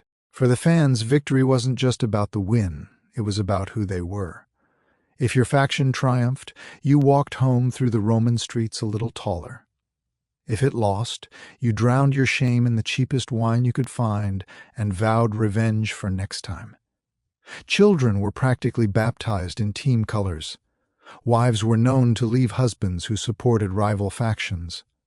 More than one deadly duel began over whether a green driver had intentionally clipped a blue's wheel at the turn. In the end, the Circus Maximus was Rome's true social battlefield. And when those colors clashed on the sand, it wasn't just horses colliding, it was the very soul of the empire itself. To the roaring crowds of the Circus Maximus, charioteers were nothing short of gods on wheels. They were the rock stars of ancient Rome, adored, envied, and more often than not, dead before they hit 30. Their names didn't just drift through the air, they echoed through every smoky tavern and crowded market in the empire. Names like Scorpus, Diocles, and Porphyrius were legendary, spoken of as men who could turn a single lap around the central divider into a small eternity of pure glory. But behind the gilded glamour, there was a lot of grit. Most charioteers weren't born with silver spoons. They were born in chains. They were slaves, bought as children and trained by the racing factions with a brutality that matched the sport. The lucky few earned their freedom through a string of impossible victories. The luckier ones lived long enough to actually spend the money they made. Training began in the stables, where young boys learned to harness a quadriga, 4 horses at once. That's 2 tons of muscle, chaos, and divine temperament. The terrifying part, the reins weren't held in their hands, they were wrapped tightly around their waists. If a driver fell, he didn't just hit the dirt. The horses dragged him until the ground stopped him, or more likely, he was crushed. Each chariot was a lightweight death trap, a fragile shell of wood and leather built entirely for speed and not even remotely for safety. Drivers leaned forward, knees bent, whipping their teams while scanning the horizon for rivals trying to cut them off at the turning posts. It was a game of lethal balance. Lean too far, and you flipped. Stay too slow, and you were pulverized from behind. One race could turn a nameless slave into a household name, or a dark stain on the track. Still, the rewards were absolutely irresistible. A top-tier charioteer could pull in tens of thousands of sesterces per season, fortunes that made the salaries of high-ranking senators look like pocket change. Take the legendary Gaius Appuleius Diocles. He retired after 24 years of racing with a fortune equivalent to roughly $15 billion in today's money. He could have bought a city, but even a man like Diocles admitted that every gold coin came with a price, broken bones, slaughtered horses, and friends lost to the sand. The fans loved them with an obsession that bordered on the psychotic. They painted portraits of their idols on city walls, wore miniature charms shaped like their favorite drivers, and shouted prayers for their safety. Some even left offerings at shrines. Hair, coins, or in true Roman fashion, curse tablets meant to trip up the rival teams. The charioteers knew the truth, though. They weren't just athletes. They were gladiators on wheels. Every race was a battle disguised as sport, and every lap was a flirtation with death. In a city that worshipped spectacle, dying dramatically was considered almost as good as winning. When the signal finally dropped and the mappa, that white starting cloth, fell from the magistrate's hand, time itself seemed to hold its breath. The gates burst open, and 12 chariots lunged forward like unleashed beasts. The roar of 200,000 people hit like a physical wave of thunder. For the next 7 laps, roughly 5 miles of pure adrenaline, the Circus Maximus became a storm of speed and dust. The track was lined with gleaming sand and circled the spina. the central divider decorated with statues, shrines, and those famous obelisks stolen from Egypt. These markers turned the race into divine theater, with men battling for glory under the cold gaze of the gods. But nobody was thinking about Apollo when the wheels started rattling. They were thinking about survival. The most dangerous part of the race was the meta, the turning posts at either end of the spina. Here, men gambled their lives for mere inches. A skilled driver would hug the post so close that his wheel might actually scrape the stone. A careless one clipped it and went flying. Crashes were called naufragia, literally shipwrecks, and they were the crowd's absolute favorite part of the show. Wood splintered, horses screamed, and bodies were flung into the chaos. The crowd howled with bloodthirsty glee, women fainted, and gamblers tore their tunics in despair while emperors watched with total fascination. Even when a charioteer fell, the race didn't stop for anyone. The next driver simply steered around the wreckage, sometimes using his fallen rivals as obstacles to block the competition. Each lap was marked by the turning of bronze dolphins or eggs mounted along the divider, simple counters that drove the tension to a fever pitch. 6 dolphins down, 1 to go. The crowd screamed itself hoarse. When a driver finally crossed the finish line, caked in dust and trembling from the effort, the noise was enough to shake the heavens. But beneath that thunder, another war was being fought. One of coins, curses, and pure obsession. Betting at the Circus Maximus wasn't a side hobby. It was Rome's unofficial religion. Senators, soldiers, and slaves were all united by one universal truth: fortune favored no one for long. Bookmakers prowled the stands with wax tablets, taking wagers on everything: the winning color, the number of crashes, even whether a favorite's lead horse would survive the first turn. The sums were staggering. Wealthy patricians bet entire country estates on a single lap, while poor laborers staked their entire week's pay, praying to strike it rich. Some walked away with fortunes overnight. Others ended the day half-naked, having literally sold the cloaks off their backs to pay their debts.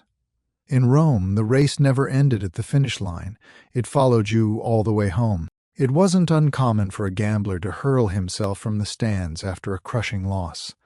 A dramatic exit the Romans almost admired, seeing it as the ultimate commitment to the stakes. The charioteers themselves were the high-stakes core of every gamble. Factions would bribe stable hands for the kind of inside baseball information that could make or break a fortune, whether a star horse was feeling sick, a driver was nursing a hidden injury, or a wheel had been strategically sabotaged. Rumors spread through the city faster than a wildfire in the Suburra, and the odds shifted with every frantic whisper. Rome, being the undisputed empire of spectacle, found a way to turn even cold-blooded deceit into a form of entertainment. But betting wasn't just about the coins, it was tribal warfare disguised as sport. Faction supporters would clash in the streets after a bad race, screaming about corruption, divine injustice, or just sheer rotten bad luck. During one particularly infamous riot, the fans of the Greens and the Blues actually set parts of the city on fire because apparently sportsmanship was a concept that hadn't quite made it to the Roman vocabulary. Even the emperors couldn't stay immune to the fever.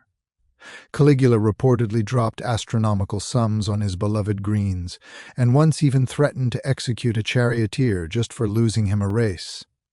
Nero, never one to let someone else take the spotlight, actually entered a race as a driver himself. He fell out of his chariot mid-race and failed to finish, but, shocker, he declared himself the winner anyway. At the Circus Maximus, money flowed like blood, and both were spilled with total abandon. The crowd didn't just watch, they lived the race, bled for it, and sometimes died for it. For a Roman, it wasn't just gambling. It was destiny, just with much worse odds. In the age before marble statues and imperial cults completely stole the spotlight, the charioteers were the true celebrities of Rome. These men, Lean, sunburned, and usually one bad turn away from oblivion, wielded a type of fame that even the most successful generals envied. Their portraits hung in every tavern, their names were scratched into every brick wall, and their fans screamed louder for them than they ever did for the legions. Gaius Apuleius Diocles became the Michael Jordan of the ancient world. He raced for 24 years, switching factions like a modern athlete hunting for a better contract. By the time he hung up his whip, he had won nearly 1,500 races and amassed a fortune so immense, roughly 35 million sesterces, that he could have fed the entire city of Rome for a year. Or, at the very least, thrown the most expensive dinner party in human history. Then there was Scorpus, the golden boy of the greens. He was young, dashing, and almost too fast for his own good. He managed to win 2,000 races before a catastrophic crash took him out at the age of 26. The crowd wept as if Jupiter himself had fallen from the sky. His tombstone still carries that heartbreaking line, "I carried off the victory palm 1,000 times, but I was cheated of my youth." These men weren't noble, but the Romans didn't care. The public adored them because they defied everything Rome's rigid, class-obsessed society stood for. A slave could rise higher than a senator if he could just handle the reins. Freedmen, foreigners, and kids born into the gutter became literal idols through sheer, raw daring. It was the most democratic form of worship the empire ever knew. And with that fame came the kind of indulgence you'd expect: expensive villas, a small army of servants, and more wine than a bacchanal feast. The factions guarded their stars like prized war horses, providing bodyguards and, occasionally, poison to keep the competition at bay. There were fan clubs, groupies, and jealous street gangs. When a star driver changed teams, riots would erupt as if a major political leader had switched sides mid-battle. They were adored and hated in equal measure, praised for their skill, cursed for their arrogance, and immortalized in every mosaic. For Rome's masses, these men embodied the thrill and terror of their world, the promise that anyone, no matter how lowborn, could touch immortality.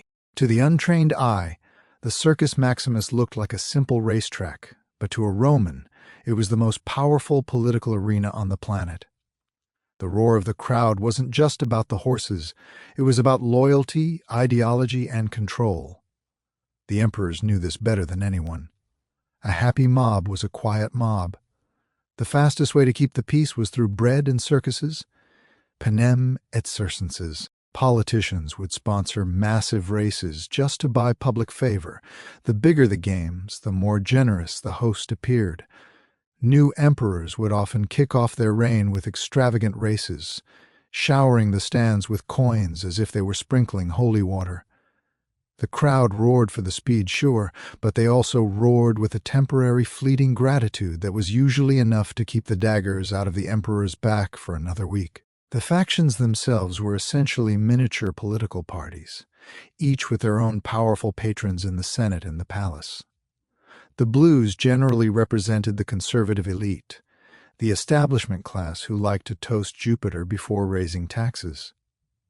The greens, on the other hand, drew their rowdy support from the merchants and the working poor, a group that was always restless and always louder than everyone else. This rivalry didn't just stay on the track, it regularly turned deadly. Faction riots would erupt in the streets, tearing apart entire neighborhoods and temples as if they were nothing more than obstacles in a race. Even the emperors, the most powerful men on earth, couldn't help but take sides. Domitian was a die-hard supporter of the Greens.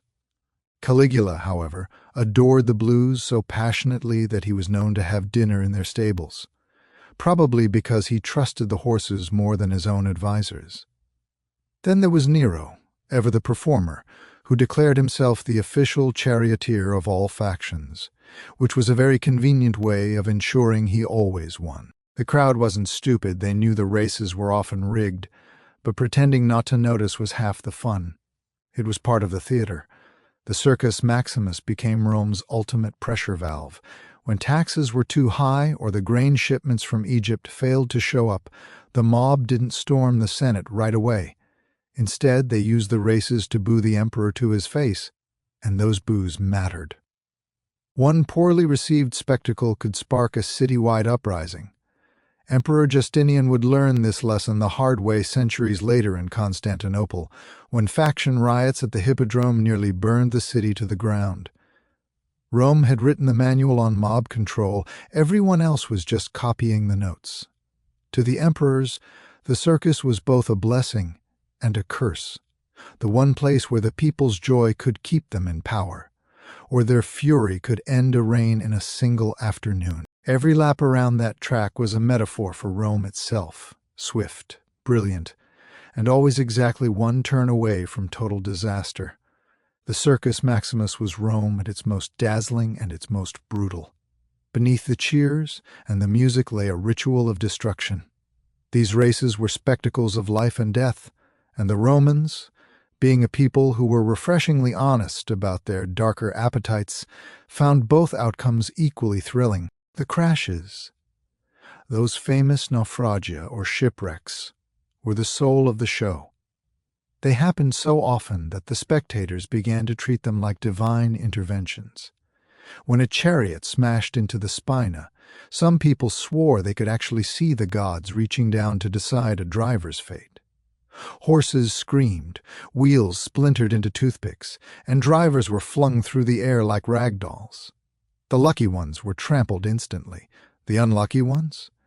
They were dragged around the track by their own reins, caught in the very leather that was supposed to give them control, until only the horses crossed the finish line. Yet the crowd cheered louder for death than they ever did for victory. The circus was not a place for mercy. It was a mirror held up to Roman values. Discipline, courage, and spectacle mattered infinitely more than survival. When a driver crashed, the audience would rise as one, shouting his name, honoring him not as a victim, but as a hero who had given everything to the sand. The dead didn't leave the track quietly. They became legends in the dust. The wreckage didn't just stain the sand. It fed the city's hunger for drama.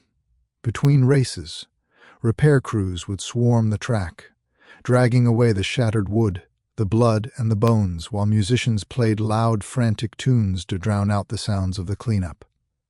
Moments later, the next race would begin, and the crowd would go ecstatic all over again, as if the last tragedy had never even happened. For all its violence, the circus wasn't chaos, it was controlled madness. The Romans prided themselves on order, even in the middle of a bloodbath. Engineers maintained the precise timing of every lap. Priests blessed the spina before every event. The emperor watched from his gilded box to make sure the gods and the masses were properly appeased.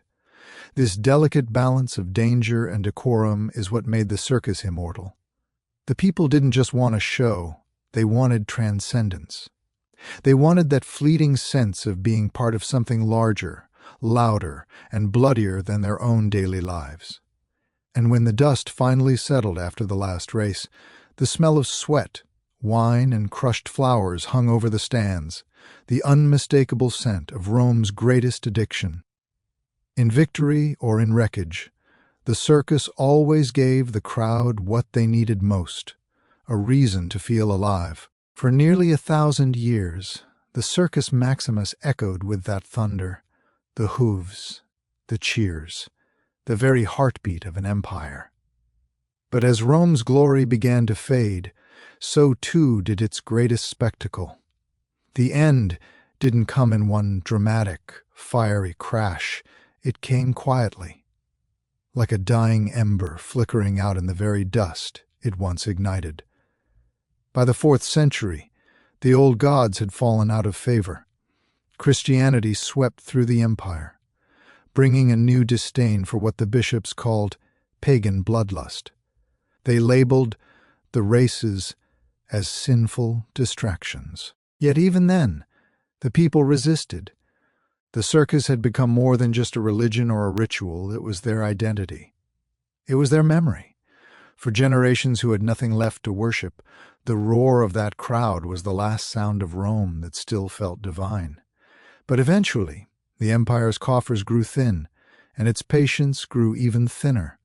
The massive upkeep, the thousands of horses, the professional drivers, the prizes, simply became too expensive. The factions, once rich with imperial gold, began to crumble. Without steady funding, the stables emptied, the chariots fell into disrepair, and the once proud banners of red, blue, green, and white faded into the silence of history. The Gothic wars and foreign invasions sealed the deal. The circus, once the pride of the capital, became a battleground, then a dumping ground. Weeds overtook the track where Scorpus once raced. The statues fell. The obelisks were carted off to decorate papal Rome, as if Christianity wanted to tame the ghosts of its pagan past. By the time the Western Empire finally fell, the great stadium was a ruin, but in the mind of the city it never stopped roaring. For centuries afterward, the people of Rome still told stories of the races. They could still imagine the sun glinting off the reins and the crowd rising in unison as the cry of victory sliced through the air. Even in ruin, the shape of the track remained visible, a permanent scar on the earth where an empire once went to find its soul. That scar across the city, that flattened field where 500,000 people once screamed until their lungs burned, has a silence today that feels almost sacred. But if you stand there long enough, you can still sense the ghosts, the phantom thunder of hooves, the grit of the dust, and that impossible heart-stopping speed.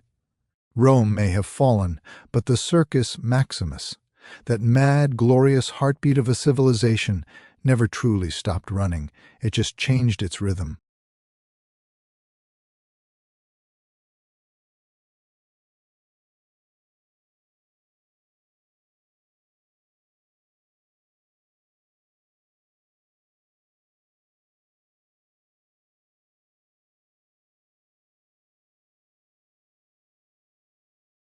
By the 12th century, the stage had shifted to France, and the world was caught in a new kind of glamorous lie.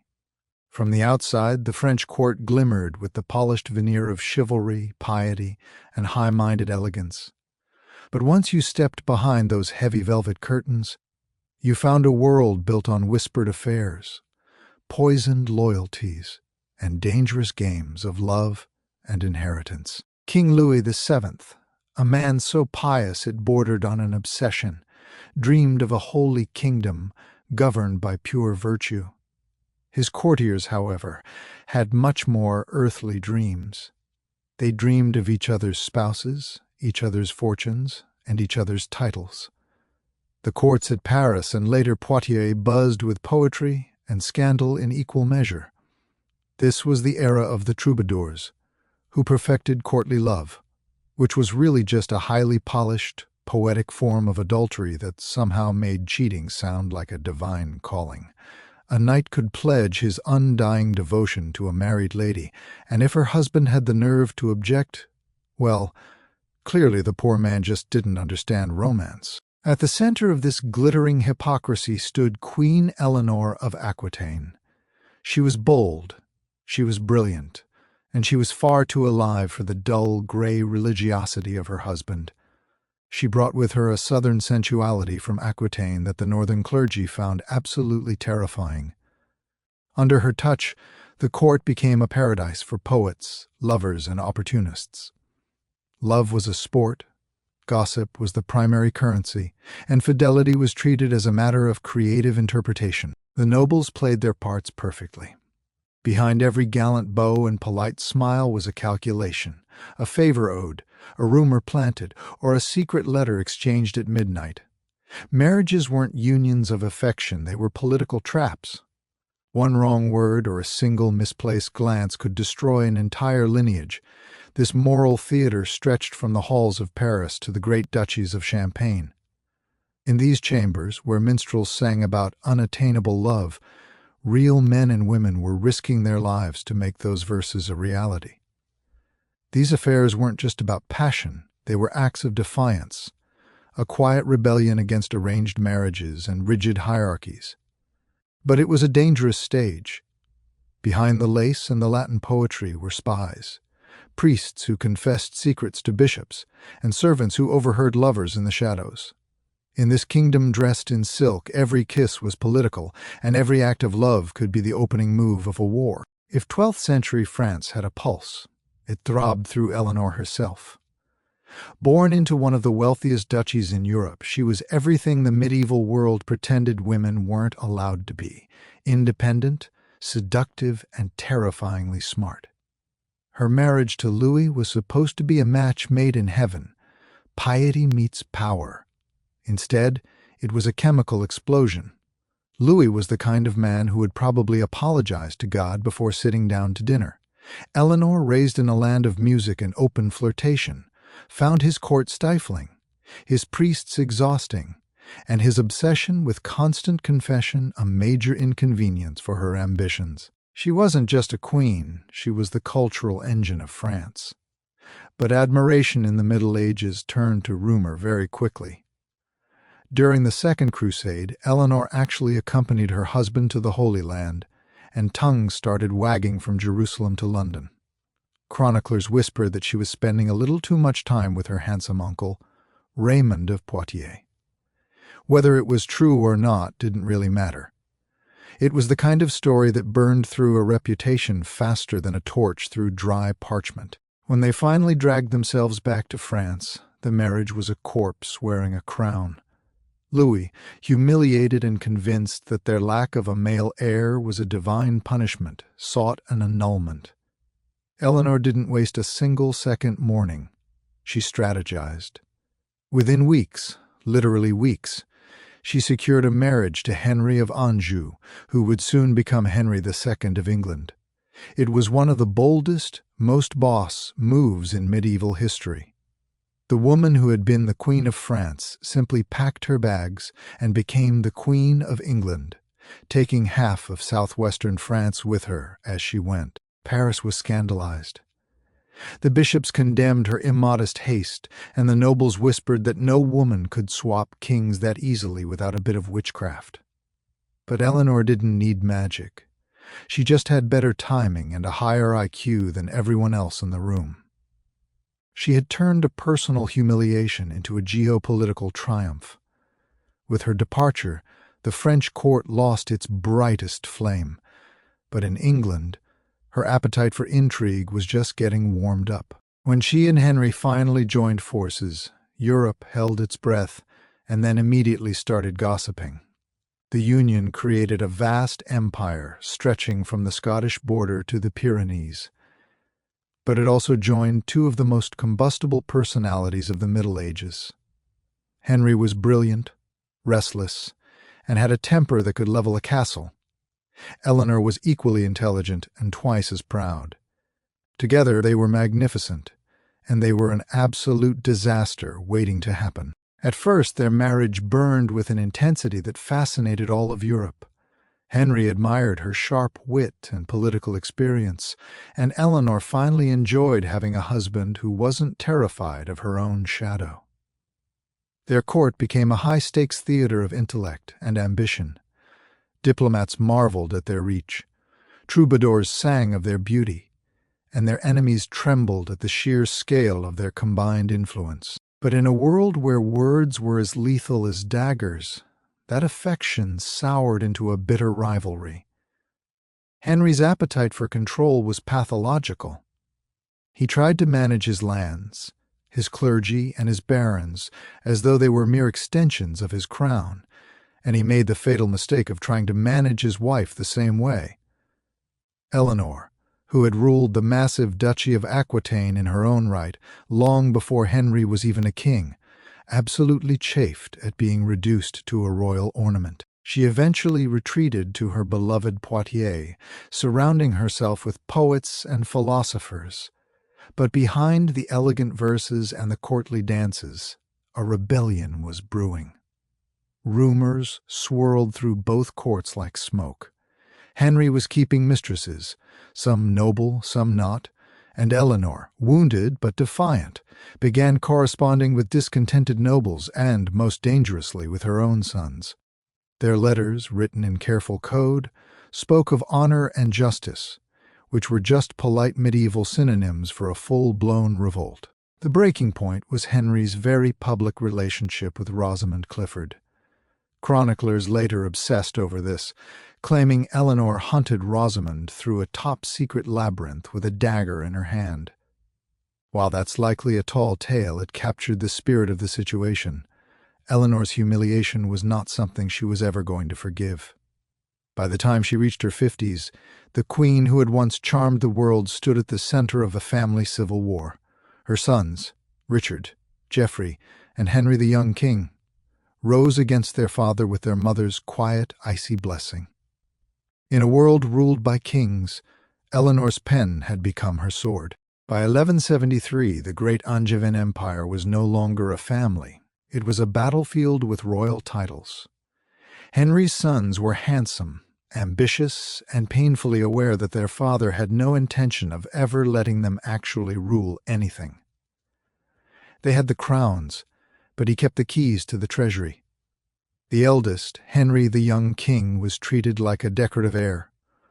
Richard, destined for legend as the Lionheart, seethed in Aquitaine under his mother's influence, while Geoffrey of Brittany schemed with the cunning of a man twice his age. Eleanor, nursing years of accumulated slights, saw in her sons a perfect weapon for vengeance. She encouraged them to rise, framing the betrayal as a noble fight for autonomy. Even her former husband, King Louis VII of France, joined the cause, proving that in medieval politics, grudges have an excellent memory. France armed the sons, and the empire began to crack. But Henry II was not a man to be underestimated. Furious and feeling utterly betrayed, he crushed the rebellion with brutal, calculated efficiency. His soldiers tore through Aquitaine, and the castles loyal to Eleanor fell one by one. When the revolt finally collapsed, the sons begged for forgiveness on their knees. Eleanor, however, received no such mercy. She was captured while trying to flee to her lands, reportedly dressed in men's clothing to evade guards. A queen was now a prisoner of her own husband. For 16 long years, Henry kept her under lock and key, moving her between castles like a dangerous relic that he couldn't quite figure out how to destroy. Courtiers whispered that she spent her days writing poetry and her nights planning a slow, methodical revenge. To the outside world, Henry had triumphed, but the victory was hollow. His sons despised him. His allies didn't trust him. And his wife, the most brilliant woman in Christendom, became a living, breathing symbol of his tyranny. As Henry aged and his health began to fail, the bars of Eleanor's prison started to rattle. For 16 years, she had been reduced to a rumor, locked away for the most unforgivable crime in the medieval world, defying her husband publicly and brilliantly. But Henry was learning a hard lesson. Nothing in history stays confined forever, least of all a queen with unfinished business and a memory that never fades. In the 12th century, simply being a woman with an opinion was rebellion enough. But even in captivity, Eleanor remained a towering presence. She managed to turn her prison into a command center, sending quiet letters through sympathetic servants, maintaining a vast network with her daughters across Europe, and keeping her name alive in every courtly whisper. When poets sang of noble ladies wronged by cruel lords, everyone in the tavern knew exactly who they meant. Henry could cage her body, but he couldn't touch her legend. While Eleanor sat in her stone rooms, the king was slowly being devoured by his own dynasty. His favorite son, Henry the young king, died in open rebellion, begging for his father's forgiveness on a deathbed soaked in regret. Geoffrey of Brittany was trampled to death in a tournament. Only Richard and John remained, one a warrior, one a snake, and both destined to betray him in their turn. Henry's pride began to rot from within. His long, messy affair with Rosamund Clifford ended in tragedy, leaving the court heavy with the rumor that Eleanor had somehow reached her rival from across the castle walls. The labyrinth, the poisoned cup, they were all myths, but they were myths born of a very real fear. Even behind bars, Eleanor's reputation for vengeance haunted him. By 1189, age and exhaustion had finally stripped Henry of the fire that built an empire. His sons rebelled again, led by Richard and fueled by Eleanor's blessing. The French King Philip II, the son of her first husband Louis, joined the assault. Surrounded, sick, and utterly betrayed, Henry finally surrendered. When he saw the list of rebels and found John's name at the top, his youngest and once beloved son, he reportedly turned his face to the wall and muttered, "Now let everything end." And it did. Henry died that same year, broken by his family and his fortune. When the news reached her, Eleanor was released, not in a moment of triumph, but as a matter of inevitability. The queen who had once shaken thrones stepped back into the sunlight at nearly 70 years old. As her chains fell away, so too did the last shadow of Henry's reign. The prisoner was free, and she was ready to rule once more. When the crown passed to her most formidable heir, Richard the Lionheart, a warrior, a crusader, and his mother's truest son, his first act wasn't to parade through London or punish his father's old allies. It was to free Eleanor. After 16 years of confinement, she walked out with the dignity of a woman who had simply been waiting for the rest of the world to catch up. The court gasped. Age hadn't diminished her presence. She still commanded rooms with nothing but a glance. She wore her years like armor, and Richard, ever the soldier, understood that his mother's mind was sharper than any general's sword. He made her his co-ruler in everything but name.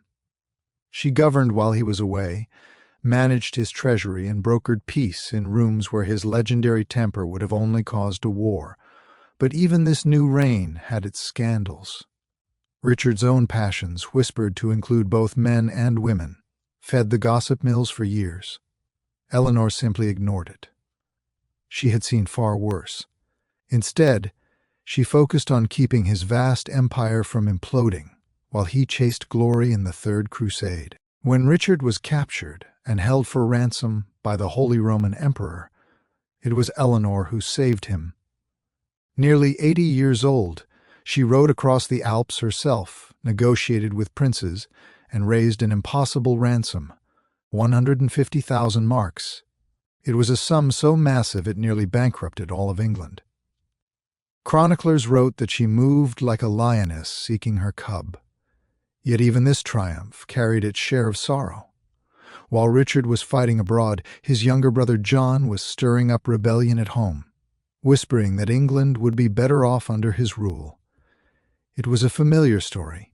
Sons against mothers, brothers against brothers. Eleanor, weary of this dynastic poison, once again found herself standing between loyalty and survival. When Richard finally returned, the people of England celebrated their heroic king. But those who looked closely saw the truth. The empire was standing only because of his mother's iron will. She had outlasted 2 kings, multiple rebellions, 16 years of imprisonment, and a lifetime of scandal, and she still held power through sheer intellect and endurance. In a world that had spent decades trying to silence her, Eleanor had become the ultimate voice of stability. She was the queen who ruled not by the sword, but by a resilience that refused to break. Even after Richard returned from captivity, Eleanor knew that peace in her family was a luxury she'd never truly enjoy. Richard's rule brought glory to the battlefield, but absolute chaos to the throne room. His campaigns drained every penny from the treasury, and his frequent absences left a vacuum that John was more than eager to fill. The same John who had once betrayed their father and plotted against Richard while he was in a dungeon. Eleanor, ever the cold-eyed strategist, saw right through John's shallow charm. He was clever, sure, but he was also petty, pathologically suspicious, and consumed by greed. Where Richard had inspired men to follow him into the jaws of death through sheer valor, John demanded loyalty through fear. And fear is a brittle foundation for an empire. Eleanor spent her final years as the ultimate firefighter, trying to hold together the crumbling walls of an empire her sons seemed hell-bent on burning down. She negotiated truces with the grace of a diplomat and the authority of a general, writing letters that carried more weight than any royal decree John could ever sign. But for the first time in her long, storied life, the one thing she couldn't outmaneuver was time. When Richard was struck by that fatal crossbow bolt during a minor siege in 1199, Eleanor rode to his side with the speed of a woman half her age. The dying king, stoic to the very end, looked at her and told her not to weep. "You gave birth to kings," he reportedly said, "and kings do not die with tears." His death didn't just break her heart, it shattered the last bit of unity in the Angevin dynasty. John seized the throne before Richard's body was even cold, and the vultures began to circle. At 77, most people would have been long dead or safely tucked away in a convent. Not Eleanor. She mounted her horse once again, traveling across the rugged landscape of Aquitaine to secure support for her youngest son. Not because she necessarily believed in him, but because she believed in the empire. Even those who despised John couldn't help but bow to her. She was Eleanor of Aquitaine. Her name alone still carried the gravitational pull of empires. But John's reign was a slow-motion train wreck of intrigue and suspicion. He picked fights with his barons, alienated the church, and betrayed the very people who had once protected him. Eleanor, wise enough to recognize the pattern of a failing king, gradually withdrew from the court. Her heart was heavy with the realization that she had raised both lions and jackals, and the jackals were now in charge. Her last great act was a masterclass in king-making. She personally arranged the marriage of her granddaughter, Blanche of Castile, to the French heir. It was a final sweeping gesture meant to secure a fragile peace between two realms that had spent a century soaking the earth in each other's blood. The old queen had spent her life surrounded by betrayal and scandal, but in her twilight she achieved something her kings never could, a fleeting, beautiful moment of stability. For Eleanor, that was victory enough. By the dawn of the 13th century, she had officially outlived nearly everyone who had ever tried to control her. 2 kings, several lovers, and a literal army of enemies, all gone. She remained a living relic of an age she had shaped with nothing but her wit and her willpower. At almost 80, she was a myth in the flesh, a woman whose name could silence a room faster than a royal herald. From her residence at Fontevraud Abbey, she ruled not from a throne, but through her correspondence. Her letters moved armies and reconciled feuding nobles. Kings and bishops still sought her counsel, knowing that age had only sharpened her predatory instincts. Chroniclers called her a woman whose heart was never conquered, which is probably the most accurate thing ever written about her. To the church, she remained suspicious, too worldly, too smart, too proud for their liking. To the poets, she was the ultimate muse who had made scandal fashionable. But to her descendants, she was a permanent reminder that royal blood often comes with a taste for chaos. Her lineage would go on to define Europe for centuries, the great wars that would later tear the continent apart, including the 100 Years' War, could trace their tangled roots back to her dynastic web. Even in death, Eleanor ensured that Europe would never be able to forget her. But her true legacy wasn't just land or titles. She had fundamentally changed the role of queenship itself. Before her, royal women were pawns, pieces to be moved across a board. After her, they were players. Eleanor's life redefined what it meant to be powerful and female in a world ruled by the sword and the sermon. She didn't just survive the medieval world. She owned it. She ruled through influence, through charm, and through sheer intellect, a subtler, more resilient form of conquest that ended up outlasting every physical empire her husbands ever tried to build. In 1204, Eleanor passed away peacefully at Fontevraud, where she was laid to rest beside Henry II and Richard the Lionheart. It's a powerful image, the two men who had loved her, defied her, and fought her, yet could never truly escape her shadow, even in the silence of the tomb. Her effigy, carved with a serene and quiet dignity, shows her holding a book. Not a rosary, not a sword, but a story. It's the perfect final word for a woman who spent 80 years rewriting the script of power, scandal, and survival. Long after Eleanor was gone, the French court she once dazzled continued to live in her wake. Her name became a kind of shorthand for everything that made the 12th century glitter and rot at the same time. That dangerous, intoxicating mix of passion, politics, and pride that no priest could ever quite scrub from the kingdom's conscience. In Paris, the troubadours kept singing of queens who loved too boldly and knights who fell too far, but everyone knew those songs led back to Eleanor's own salons in Poitiers. Those courts of love, where noble women judged cases of infidelity with the gravity of bishops and the humor of sinners, became the very foundation of chivalry. The irony is deliciously medieval. The highest ideals of knightly honor were born from gossip and scandal. Her descendants didn't just inherit her vast lands. They inherited her talent for controversy. Her son, John of England, became a legend of betrayal and tyranny. Her grandson, Louis IX, St. Louis, spent his entire life trying to sanctify the royal image she had so artfully tarnished. French chroniclers who followed her couldn't decide whether to condemn her or worship her, so naturally they did both. To some, she was a Jezebel wrapped in silk. To others, she was the last great mind before the darkness of war descended. Even centuries later, writers like Jean Froissart and Christine de Pizan painted her as both a sinner and a savior, the woman who managed to turn adultery into art and rebellion into high-stakes diplomacy. The Church never quite forgave her independence, and historians have never stopped being obsessed with it. She was the scandal that refused to die, and in the end, that was her greatest triumph. While men like Henry and Richard filled their chronicles with the clashing of swords and the dust of the battlefield, Eleanor's battlefield was human nature itself. She ruled not through armies, but through influence, the most enduring weapon in the history of the world. By the time the 12th century finally gave way to the 13th, the ideals of courtly love and political intrigue had become inseparable from the French identity.